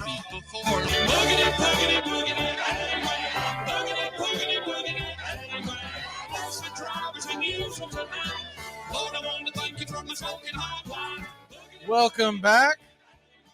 We're waiting for Doug and Steven to join us here on Braves Country today. The Atlanta Braves are in a rain delay. If you're wondering what's going on with that, it looks like it's going to be a quite lengthy delay. Still waiting for some kind of an update, but it's not looking good at this point.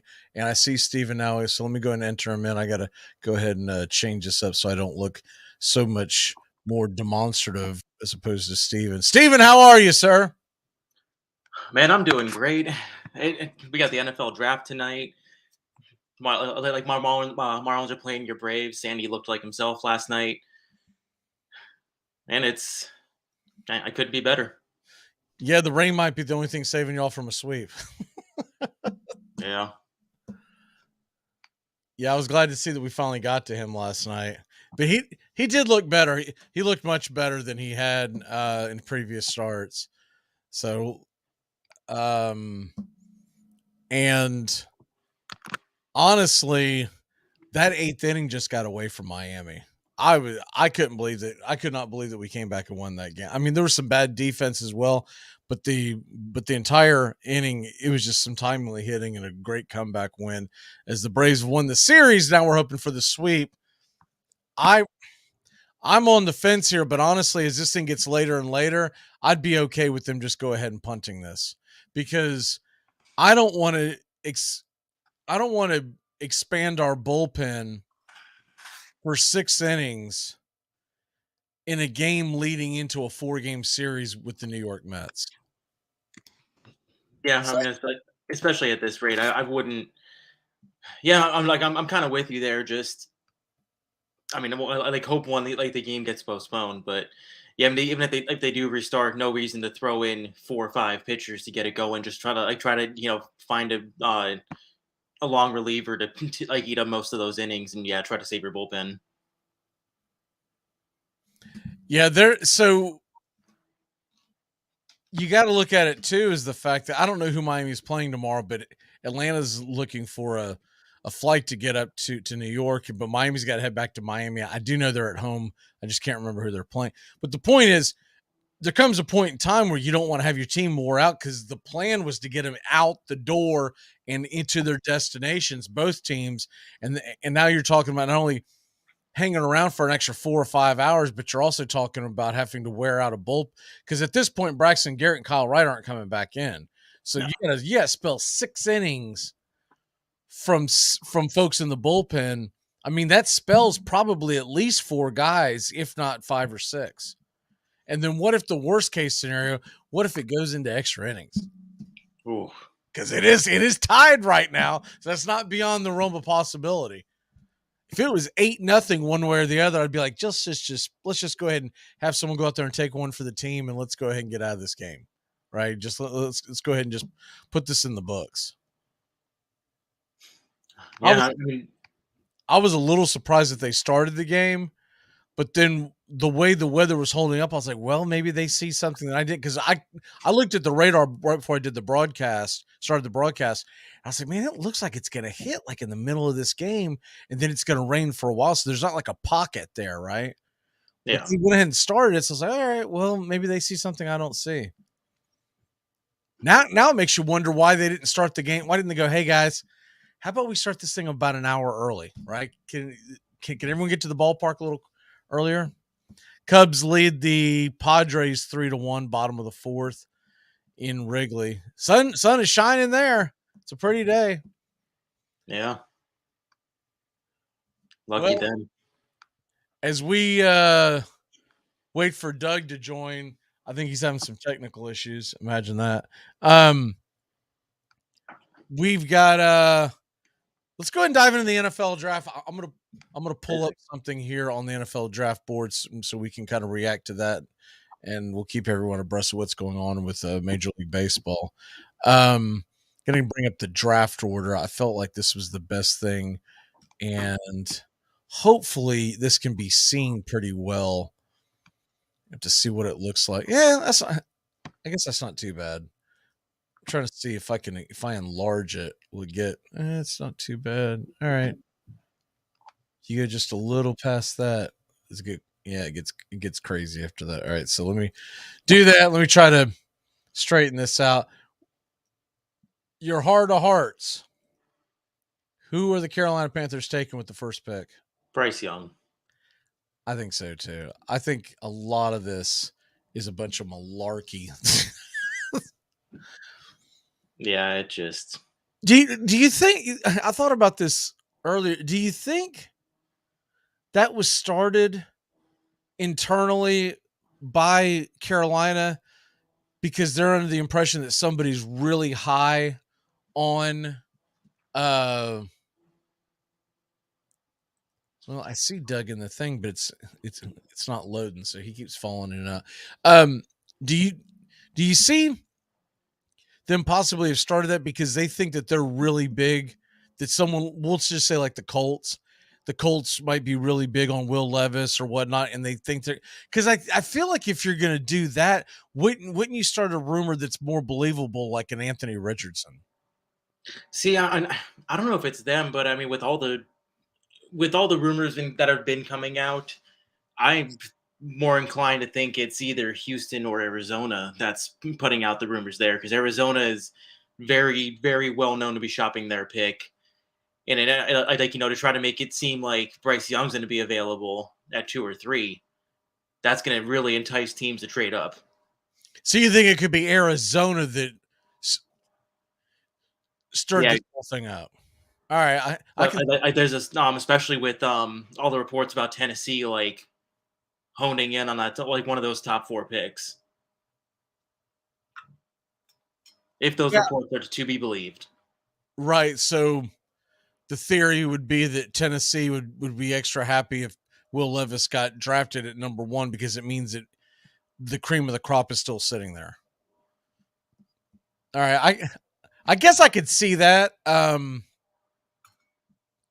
Sometimes you almost have to put your tinfoil hat on, because that one came out of nowhere. And when it came in, and it got legs really quick, right? You shot me the screenshot And then it was later on that day I started noticing all the books. It wasn't just the one that you mentioned to me. All the books were going in the direction of Will Levis possibly being a number one. I'm like, are these knuckleheads really putting money on that? Because nothing led up to the draft that made you think Will Levis was the top pick. Not what he did in the regular season and not what he did at the combine. Yeah. I mean, it's one of those things. Like, by about, most teams know by February what their draft board is, what everything's looking like. So yeah, I mean, definitely, like, if Will Levis wasn't in consideration for being even in the top 2 to top 3 quarterbacks going into draft season, there's no way he's just randomly going to shoot up to possibly being the number 1 pick. And I agree with the comment that says the books have Richardson as the leader over Levis right now, but the big caveat to that is, will he be there because that number 3 pick if someone jumps in front of him? So you almost wonder, the team that may trade up, it may end up being the Colts if they are in love with Richardson or CJ Stroud, whichever one that they think is a better fit. They may be the one, and it may sound insane to people, but sometimes a team will make that trade to ensure that nobody else is going to jump up in front of them. Because there's about, what would you say, about 4 teams that could jump up in front of the Colts and take Richardson, assuming that he doesn't go. I still think that's where Houston needs to go. But Houston will probably go Stroud. Yeah. I still think that they should go to Richardson. I just think that guy's ceiling is phenomenal. No, I mean, the ceiling is there. The ceiling is the highest out of this class. It's just, for me, as an NFL quarterback, you don't typically spend a top 10 pick on a quarterback who is at least a year out from starting. Right, but then there's the Trey Lance, right? And here's the thing with Houston, why couldn't he start this year? I mean, what are you worried about, losing? You're going to lose no matter what. So having the Malik Willis show. What's that? You're worried about having the Malik Willis show. Yeah, I agree. Here's Doug. He wears his sunglasses at night. We'll wait for his audio to get in. I think he's still coming into the fold. But Doug, are you with us? All right. Anyways, we'll wait for Doug to chime in and go from there. But the other one that keeps getting to me too, that I keep seeing, that is odd, and I'm hoping Doug can hear this because I want to get his take. He's the big Raiders fan. They keep talking about the Raiders drafting a quarterback in the first round. And I'm like, you just signed Jimmy G. What is the point of going out and a team that has a lot of weapons that if you build the right way, you can think about winning today and not worry about winning like 2025 and beyond, right? Yeah. I get the theory that you could draft a quarterback and develop him behind Jimmy Garoppolo, but at that point, do you need to spend a first-round pick? Doug, did you catch any of that? Or is this some weekend at Bernie's we got going on here? No, it is definitely a Thursday at Bernie's. All right. So Thursday at Braves country. I don't know if his video is frozen or if he just can't hear us or what. But anyways, we'll go back to Bernie whenever he chimes in. But what is your take on that? I don't see them actually taking a quarterback. They have too many other needs if they really want to be competitive. I mean, you don't sign Jimmy G to that kind of contract without intention to be competitive. And I mean, the thing is, do you believe one of those 4 quarterbacks is going to be there by 7? So I don't. Well, I don't think so, but the one caveat is this. Every year somebody falls that you don't expect to fall. And this year, for a handful of reasons, I don't know if they're good ones, but they are out there. CJ Stroud is starting to fall off people's board. So if CJ Stroud is sitting there, you can convince me at that point that the Raiders might take him at 7. If CJ Stroud is there, the Atlanta Falcons at 8 may grab him. And I still don't see him free falling. Like, I don't envision a situation where CJ Stroud free falls past 11, where Tennessee is at, right? I mean, I would be incredibly. I'd bet my money on it. He is not lasting past Atlanta. They desperately need a quarterback, and with like the pieces they already have in Pitts and London, Stroud would really give that offense a boost. All right, I see Doug actually moving in the picture now. So yes, I am actually hey, here. Buddy, how are you? Doing great. I was listening to what you said about Stroud. Yeah, if he falls at 7, then the Raiders would probably take him. But I don't see him falling past. I don't see him falling past 4. If he falls at all past 2. I wouldn't think, but these crazy stories are coming out about him getting basically blackballed, right? Because they don't like his attitude, and then the other thing was, I guess he did a no-call, no-show, and he snubbed the Manning camp, and he's done that fairly recently. This wasn't like something he did in high school or something, right? Right.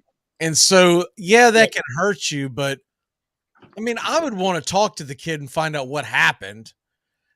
And if there was a legitimate reason, or even if he said, I shouldn't have done that, I don't know why I did that, da-da-da-da-da, I'm not going to kick him out of my draft board because a 21-year-old kid made a mistake. Now, if it's something that's like a pattern with him, almost Kyler Murray-esque, where it just looks like that his work ethic isn't going to be there, okay, then that's a totally different situation. But the funny, those stories, who's been pushing those stories hard is Michael Lombardi. And Michael Lombardi has always been a kind of a mouthpiece for the Raiders anyway, since his son is involved with the Raiders. And I think it's a lot of smokescreen to see if they can. I think it's just a smoke and mirror thing to see if they can convince the Texans not to take him at 2. Is that the same Michael Lombardi that does talk radio out in Vegas? Yes. The Lombardi line, that guy? Yeah, okay. Yeah. Because Mm-hmm. he was a New England Patriot executive or something, wasn't he? Yeah, well, he was a Raiders executive back in the 90s, and then he was a New England one too. Okay. So if he worked under Al Davis and Bill Belichick, then he knows every dirty trick in the book. Yes. Yep. Yes, sir, he does. And now we got the close-up of Bernie. We got to get you a cameraman, Doug. That's all I know. I know. I apologize. I'm driving back from Ormond Beach, so. Understood. Other things. Okay, so walk me through this, guys. I got the first round sitting on the screen. You got the Panthers. So we're assuming quarterback with Panthers and Texans, right? Let's just go with what's the consensus? Bryce Young and CJ Stroud, or Bryce Young and something else? I'm thinking Young Stroud. Okay. And I agree with that too. And then the big question would be the number 3 pick. Now, I still think it's going to be AR-15 at number 2, but regardless, the number 3 pick, it would be insane for Arizona to sit there, right? They've got to trade out because what are they gaining? They might be in love with the defensive player or whatever, but I feel like you can get a lot more value by trading down and getting an extra pick or 2, right? So that third quarterback off the board that could go in front of Indianapolis, which is why so many people think that Levis is going to go to the Colts because he'll be the fourth quarterback available. It's not that he's the fourth, that he's the third best quarterback, is the fact that they think he's going to be gone. Who is your bet to make the trade up at number 3? Give me one team that's going to jump up there and give up the draft capital to make the move to number 3. Steven. You already know. No, my pick. I think it's going to be the Titans. Oh, you do? Okay. Doug, what about you? Crazy as it might sound, I could see a team like Tampa Bay moving up if they thought the quarterback was available at the number 3 there. I could see Tampa Bay using their draft capital to do it. And I'll tell you right now, if they don't make the pick and they think that they're going to slide or something, I don't think that fourth quarterback gets past Seattle, because even though they have Geno Smith, it was only a 3-year deal, right? So you could realistically draft a Will Levis, an AR-15, whoever's still available, and develop them behind Geno for a year or two and then be ready to roll. I mean, it's risky. I mean, like you have a playoff team that's really like it's got a quarterback. I like you try to build on that. Like you drafting another quarterback there just almost signals defeat. So you're saying Tennessee. Doug is saying Tampa Bay. I'm going to go Washington Commanders. Ooh. Yeah, good choice. That's one of the other ones that's really chomping at the bit. As Sean would say, that's a frisky choice. They got to get rid of the stench that is Daniel Snyder. And what better way to do it than to welcome in a new quarterback, a new regime, et cetera, et cetera. The other one that I would kind of have my eye on, just because they have multiple picks, so they could really move some stuff around to make it enticing, would be, Seattle sitting there with 2 picks in the first round. So is Detroit. And they both currently have a quarterback, but you could convince me that both teams may want to adjust that. Let me see. Yeah. I do want to double check real quick, see if we have any update on the Braves game. I don't see it being rained out yet, so that's one thing. We'll see. Braves Marlins expected to resume at 4:05. Looks like it could be. Okay. So what we'll do is we'll take you to the top of the hour, take a break, and come back and bring you Braves Country Baseball. I'm going to throw another question out at y'all, and while I do that, I'm going to go ahead and tell Joey that he doesn't have to worry about coming in, or if he wants to jump on, he can do it now. But the other question would be, okay, quarterback situations out of it. Where does Bijan Robinson get drafted at? How high is too high for a running back these days? Man, I saw one book has him up to like the over under on him is 10.5, and the over was at like -120. So it's, man, I like apparently like they're thinking he could go top 10, but it is so risky to draft a running back that like even in the first round nowadays. Well, the interesting thing is that I see Philly. If somebody's going to take a quarterback in that top 10, it's going to be Philadelphia. I mean, they're really kind of like, one piece away from another trip to the Super Bowl, and I could see them. Yeah. I know last night, the Raiders. Let me ask you this: took a phone call for the Eagles to move up. Let me ask you this: there's all these rumors about Philly being aggressive to go after Derrick Henry, right? Mm-hmm. And you'd have to put this big draft package together to get Derrick Henry, right? Why wouldn't you just draft Bijan Robinson if he's sitting there at number 10? Yeah, right? I feel you there. I mean, to me, it makes more sense than to have to give up a bunch of draft capital. I get it that Derrick Henry's more proven, but he's also an older, more proven. And when it comes to running backs, that's usually not a great thing.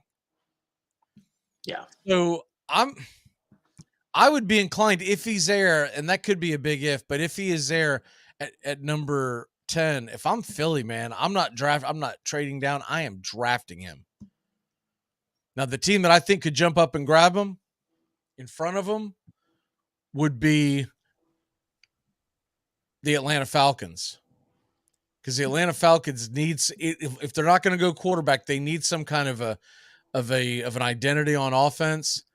And although I think Algier's a pretty good running back, if you want to develop Desmond Ridder, no better way to develop him than to have a heck of a running game. If you get Algier, you get Cordell Patterson, and then you got Bijan Robinson. That's a stable of running backs coming at you. And we know one thing: Arthur Smith likes to run the damn football.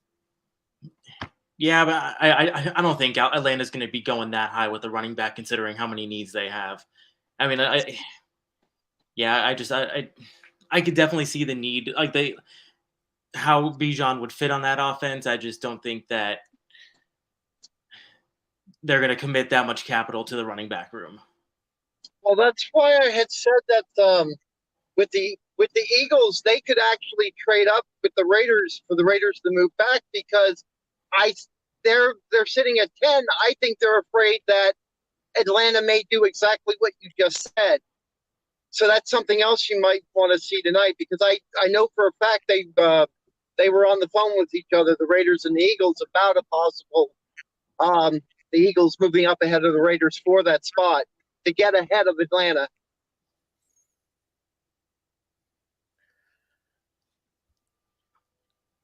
Well, okay.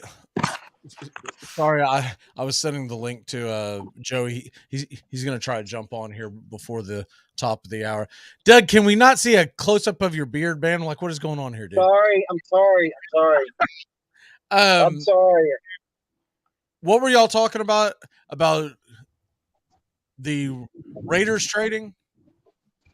Yeah, the Eagles. I think the Eagles are afraid that that Atlanta's going to go ahead and take Bijan. So they talked to the Raiders last night about trading up to the 7th spot to get ahead of Atlanta to take Bijan.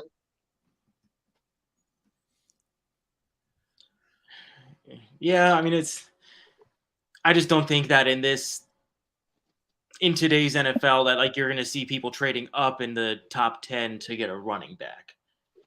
And that's true. I mean, I hear what you're saying. It was just, like I said, it was just something that was going on late last night. It would definitely be interesting to see. Yeah, definitely.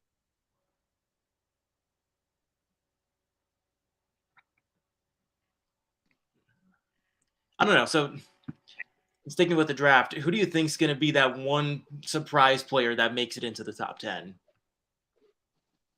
That no one really thought was going to be a top 10 player.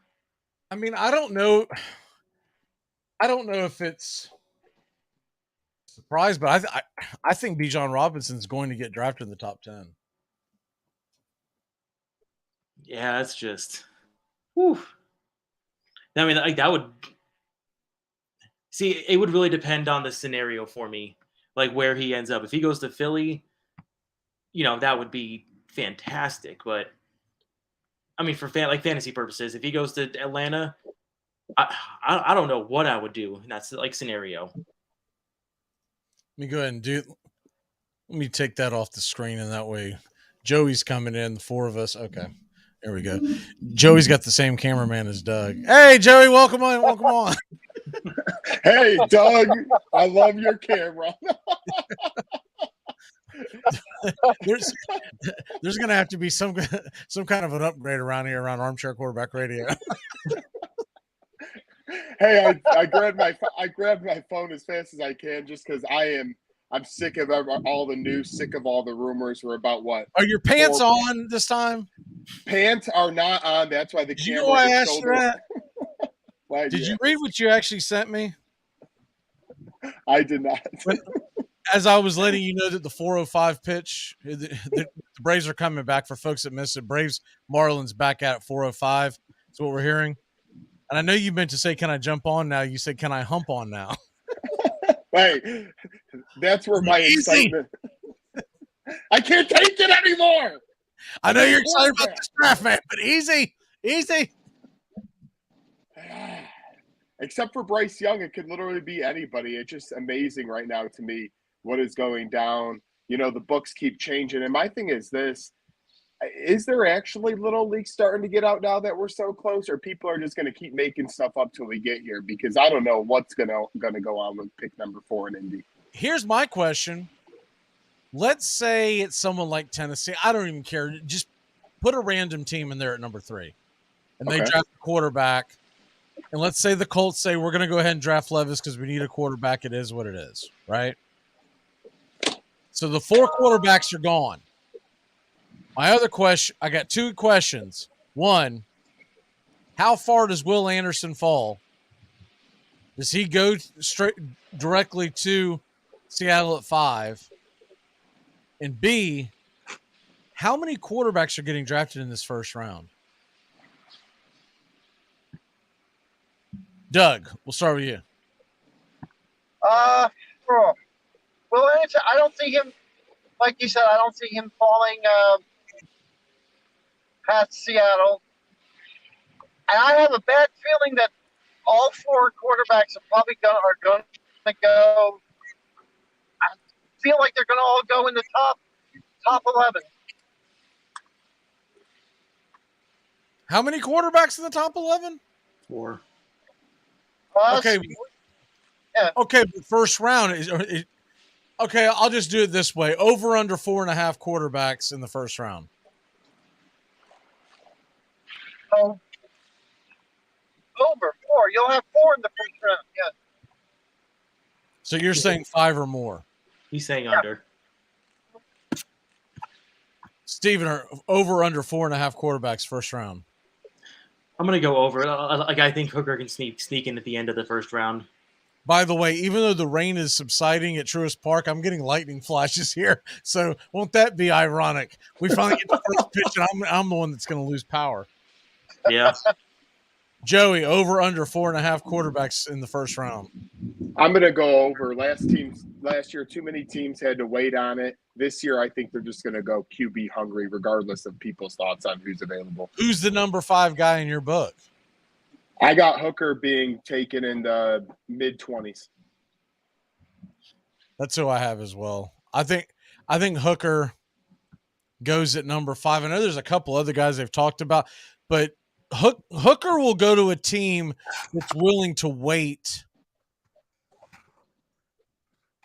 for his production in 2024. So you may get some appearances from him at the end of the year, or you may decide to say, to heck with it, we're going to roll. That's why I seriously wonder, are the Titans really going to make that move and give up the draft capital to go after someone like Richardson? Or are they going to say, we'll sit down here at 11 and grab Hooker and develop him, and we can wait. A, he's going to put butts in the seats because he's a Tennessee kid, right? Or played college ball at Tennessee. And B, he was a heck of a quarterback. He got an injury, sure, but he can sit behind Ryan Tannehill because whoever gets drafted by Tennessee is not going to unseat Ryan Tannehill for the at least first half of the season. Assuming Tannehill's even in Tennessee. Well, yeah, I guess that is a big assumption, but I don't see anyone wanting to take him on. That's why I like either Tennessee or even a team like Baltimore who has Lamar, and he's always iffy year to year. Like you said, Hooker should end up somewhere where he can take a long time to sit down. Not just a few games, a half the season, but even if it's a full year to 2 years. Look, Jets. Jets trade up and draft and go, Zach, get out of here, man. We got this. Rodgers did say he's going to give Zach Wilson hell in training camp. Yeah, that was before he knew it was going to be Aaron Rodgers. I bet he was thinking it was going to be a Mike White type, someone that he could, which is, it was an asinine thing to say anyways, because who has he made the job of living hell for other than his offensive coordinators over the years? Himself. He basically hamstrung an organization for five seasons. Over, under, let me go one. Let me see. We're going to go over, under wide receivers in the first round. And go 5.5. Doug, you over or under? 4.5. Go. Let's go 4.5. Still under. Steven, 4.5. Over under wide receivers first round. I'm gonna go under as well. It's just not a deep class. Clean sweep. Over under offensive tackles in the first round, 4.5. It really comes down to, do you think Anton Harrison or DeJuan Jones, because those would be the outliers, do they get drafted in the first round? Because it looks like that Johnson, Skoronski, Jones, Broderick Jones from Georgia, and Darnell Wright appear to be the 4 that are going to go in the top 16. Is there another one that goes in the first round? Doug. Yeah, it's going to be over. I think there'll be 5 in the first round. Joey. Yeah, I think 5 as well. I think a lot of people want lineman help, and this is the draft to do it. Steven? Yeah, it's good. I mean, like Joey said, this is this draft is deepest in the trenches. Everybody's new favorite position, the edge rusher. There appears to be about 5 locks in the first round. Anderson, Tyree Wilson, Nolan Smith, Van Ness, Miles Murphy. Question is, do you get one more? Because McDonald's sitting at 33, and 37 is Keon White, 38 is AA. So do we get 5.5 over under of edge rushers in the first round? Doug. I would say under.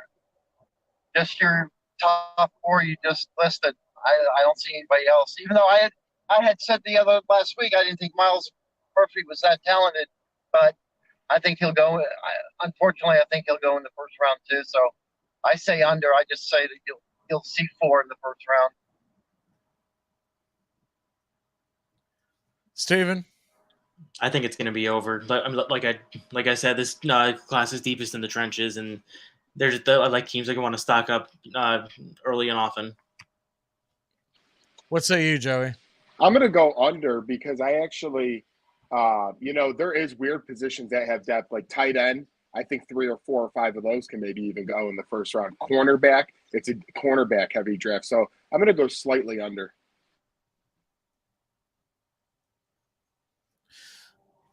All right.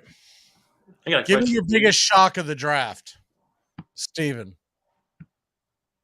Well, I was just going to ask you this, but what I'm seeing right now is Will Anderson is going number 2. Like, he is the clear favorite going number 2 overall.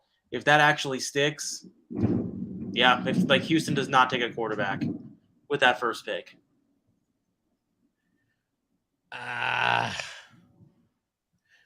I could see that narrative and why it's being pushed because they just hired a defensive guy. And he did sign a 6-year deal, so he does have some leeway, I guess. But man, don't you want to get your quarterback and don't you want to start building something? Oh yeah, no, I mean like at least on the book I'm looking at, well, Anderson's minus 250 to be the second overall pick. Stroud plus 375 plus 725 for Levis. So I mean that's great value. Oh, Richardson's plus 2,000. I could see him doing that and doing exactly what you're talking about because you figure you go ahead and you take one of the best defensive players now, play the rest of the season. You might be back in a position where you could pick up. You had 2 quarterbacks next year in Caleb Williams and I can't remember the other gentleman's name. And you might be back in the number 2 position and pick up a quarterback that that's pro ready next year.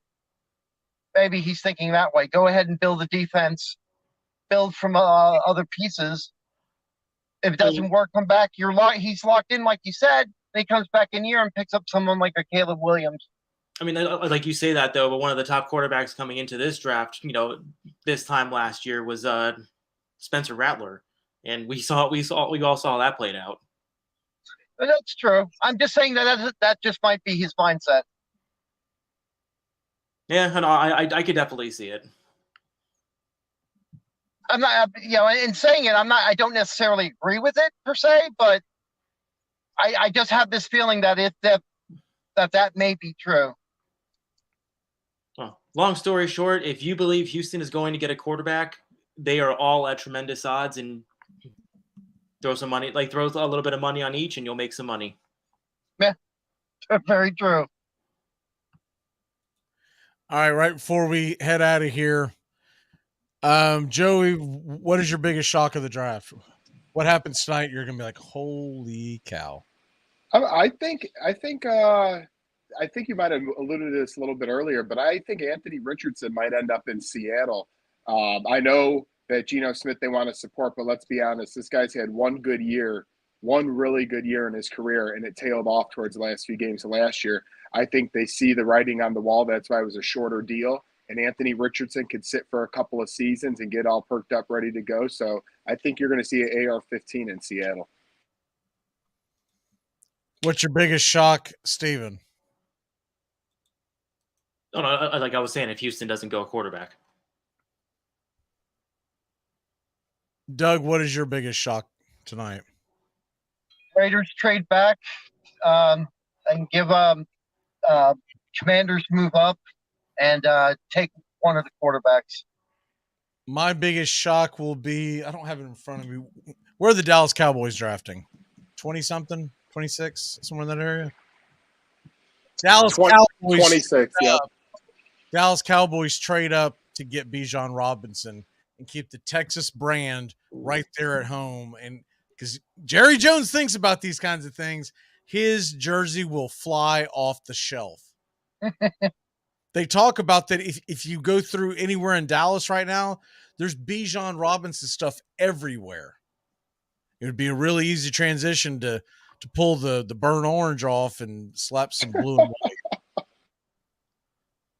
He's got some line called Bijan mustard. I think it's phenomenal. I mean, I want a jar of it, but I mean that's just phenomenal. That is kind of brilliant. All right, we got to step aside here. Braves, Marlins coming your way. They're saying 4:05 first pitch, so we will assume that is so. I'm going to double check real quick before we take this break. The last update that I saw from the higher ups, yep, that's what they're saying, 4:05 Eastern. So we got a couple of minutes. We're going to take a quick break. When we come back, pitch by pitch, play by play. It's a tie game in Atlanta, 0-0, all knotted up. Braves, Marlins. Braves going for the sweep. Marlins trying to get the W. I'm assuming Wright and Braxton Garrett are going to be off the mound. So my guess is it's going to be the Jesse Chavez show to start it off. So we're going to step away, and Braves, Marlins play-by-play coming your way in just a moment. Great job, guys. Thanks.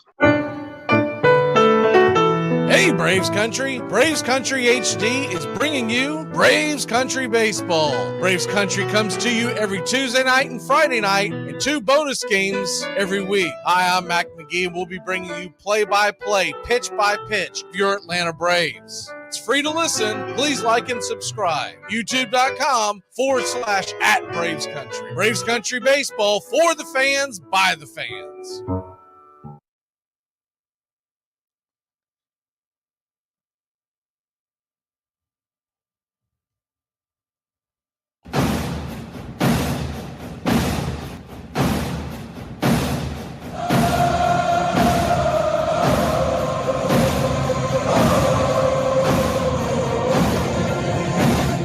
You're listening to WQEE 99.1 FM, The Key in Noonan, Georgia. There's something kind of about a kid that's never played baseball. If baseball is about caring, about loyalty and rivalry, Baerga is 0 for 3. Left center field. Grissom on the run. The team of the 90s has its world championship. There's a very peaceful thing. It was created and played in pastures and meadows. There's grass, there's outdoors, there's everything that people thought was American and feel about America. You get in a ballpark, and it's the wonder of walking through that dark tunnel and seeing a huge open space where men play the little boy's game.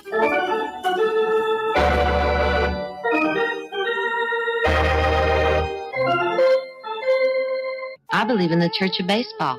I've tried all the major religions and most of the minor ones. I know things. For instance, there are 108 beads in a Catholic rosary, and there are 108 stitches in a baseball. I prefer metaphysics to theology.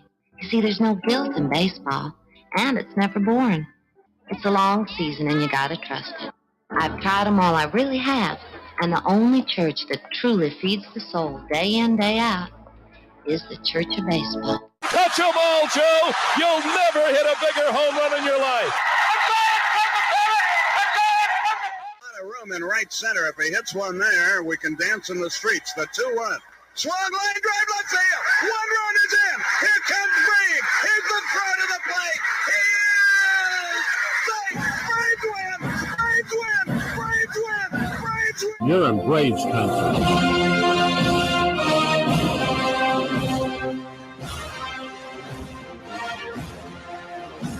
We're down to one strike here. Gurriel, the last hope for the Houston Astros. Here's the 0-2 pitch.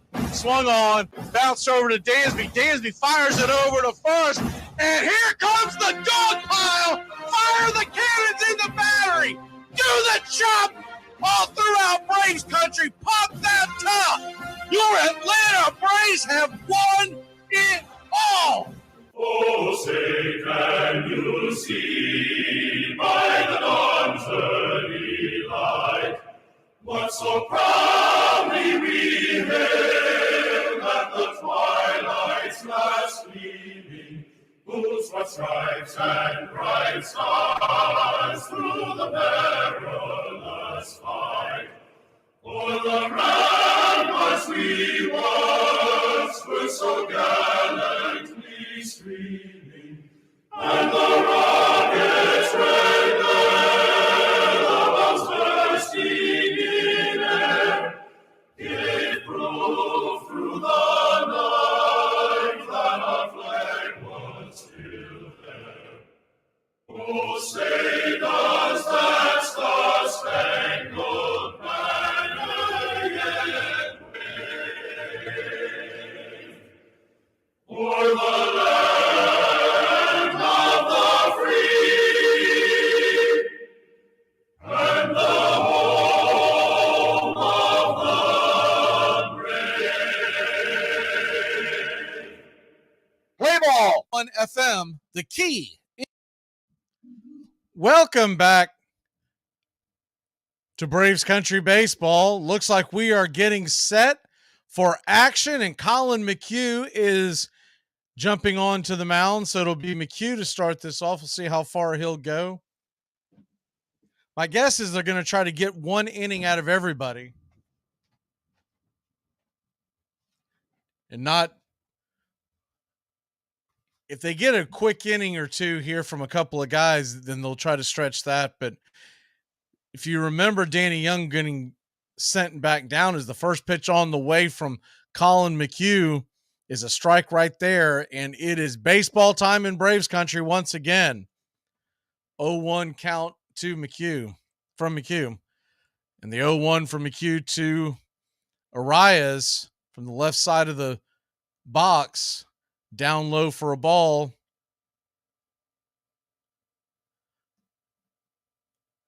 It's 1-1. The 1-1 pitch swung on, and that ball is going to be shot towards left field, just past the glove of Riley. It's going to be a leadoff single for Arias. He's got a weird limp. I guess he's okay. Hadn't noticed that earlier in the series. I know that he had some kind of quad tightness. Maybe that's got something to do with it. But he looked like he was laboring pretty bad there. So 1 on, nobody out. As we start back here live in Braves country. The first pitch on the way to Sanchez is fouled out of play. It's 0-1. Appreciate y'all hanging in there and coming back for Braves Country Baseball. Did our best to try to entertain y'all with some football talk while we were waiting for this to subside. The 0-1 pitch is high and inside. Almost clips him.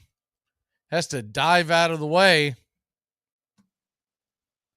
Evens up the count at 1-1. The 1-1 pitch from McHugh. Kicks and deals, and that ball is grounded hard, but foul down the first base line, putting the count at 1-2.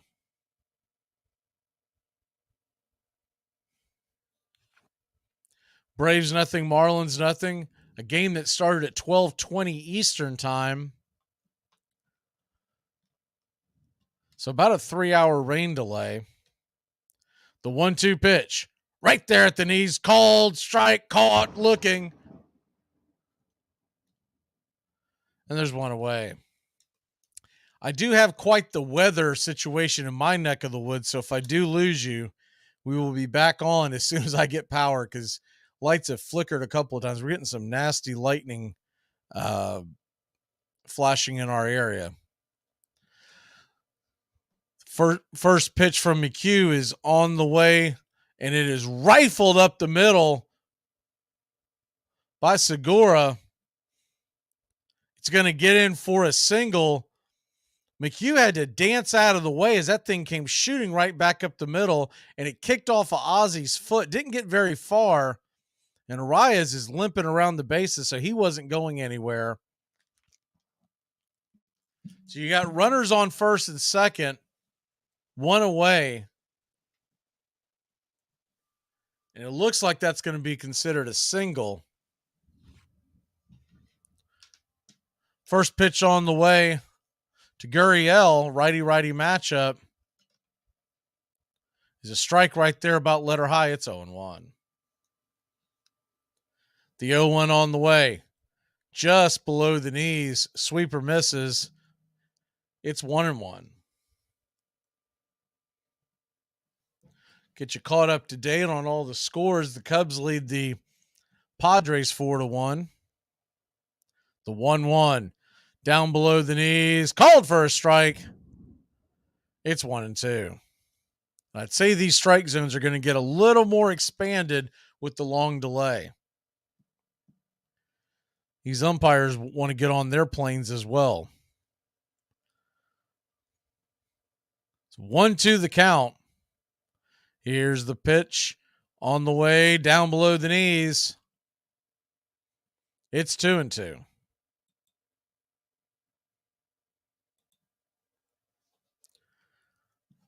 Braves nothing, Marlins nothing. Top of the fourth inning. 2 on, 1 out. The 2-2 pitch. Fastball swung on and grounded up the middle. Ozzy's got it, flips it over to short. It's going to be a 4-6-3 double play to get us out of the inning. So it's been about 3 hours, but we'll grab the bats, and the heart of the Atlanta Braves lineup is coming to the plate. Pretty cool. Pretty cool. Woo! Make sure to keep it locked in here on Armchair Quarterback Radio. We're not one-trick ponies. We cover the entire NFL, past and present. 3rd down and 6 at the 9. And Bo Jackson to the 20 and out in front. And only one man to beat, and easily can't run him down. He had the angle, but there goes Bo. And nobody catches Bo. Touchdown. Dion. Back when he started and turns the corner into Giant territory and leave it to Dion to break it open for a touchdown. What a run. Dion comes in as a receiver. Sanders. And they're going his way, but there's double coverage, and somehow Dion is able to beat the coverage. Intercepted by Sanders. Can he score again? Yep. There he goes, Deion Sanders, 71 yards. That's for Deion tonight, a 59-yard punt return for a TD, a 55-yard pass reception, a 39-yard punt return, and a 71-yard interception return.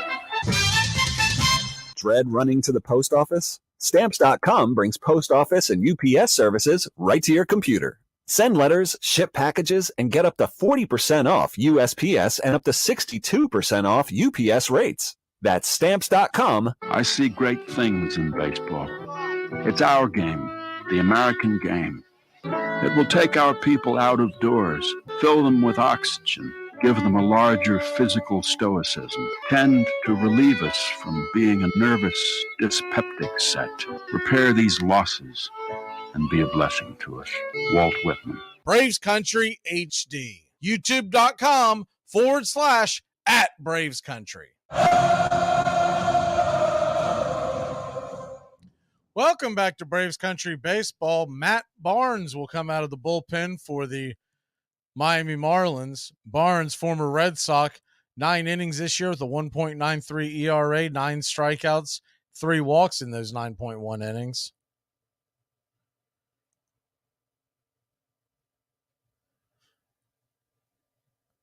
Barnes will face Matt Olson. Righty-lefty matchup.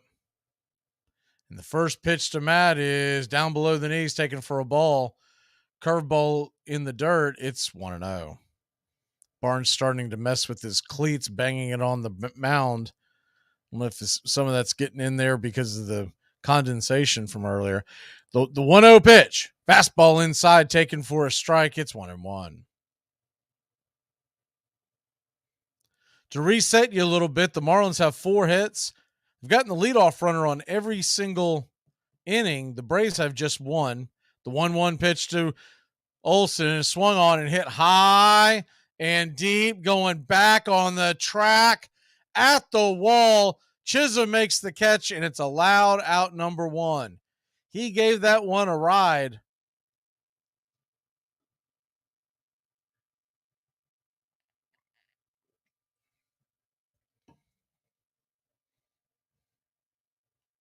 So that'll bring Austin Riley to the plate. Riley batting .266, 5 home runs. A little bit of a funk at the plate right now. The first pitch down below, Riley taken for a ball. It's 1-0.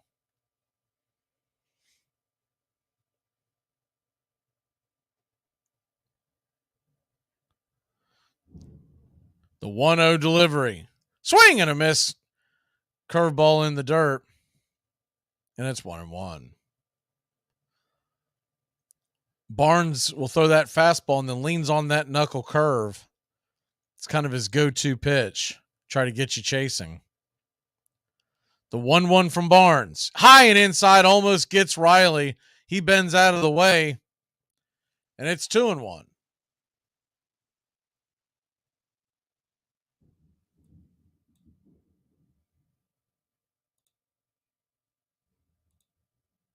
The 2-1 pitch.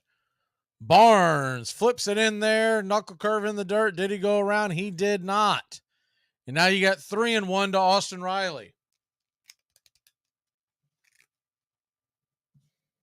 Austin Riley going to be sitting dead red on this. Ozzie Albies on deck. Murphy in the hole. Here's the windup, the pitch, and fastball, top shelf, outer edge. It's 3-2.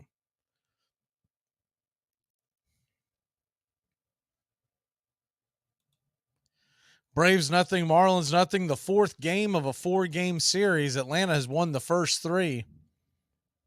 The 3-2 pitch from Barnes. Swing and a miss, strike 3. 93-mile-an-hour cheese about chin high over the plate, and it's 2 away.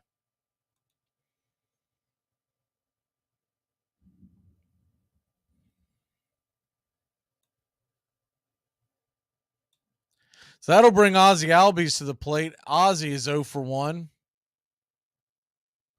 Open stance from the left side. Ozzie takes the first pitch outside. Wide, it's 1-0. In case you weren't here for the beginning of the game, the Braves are in their home whites. Braves across the chest in red, along with the numbers on their back and the tomahawk below. Braves across their chest. The 1-0 swing and a miss. Strike. Inner cut. It's 1-1. navy lettering above the numbers on the back. The Miami Marlins in their road grays, the 1-1 pitch swing and a miss. It is a knuckle curve in the dirt near the shoestrings, and it's 1-2. Miami across the chest in black lettering, black numerals on the back, outlined with the neon blue. The 1-2 pitch, swing, and that ball's hammered down the right field line, but foul, slapped up against the screen. We'll do it again at 1-2.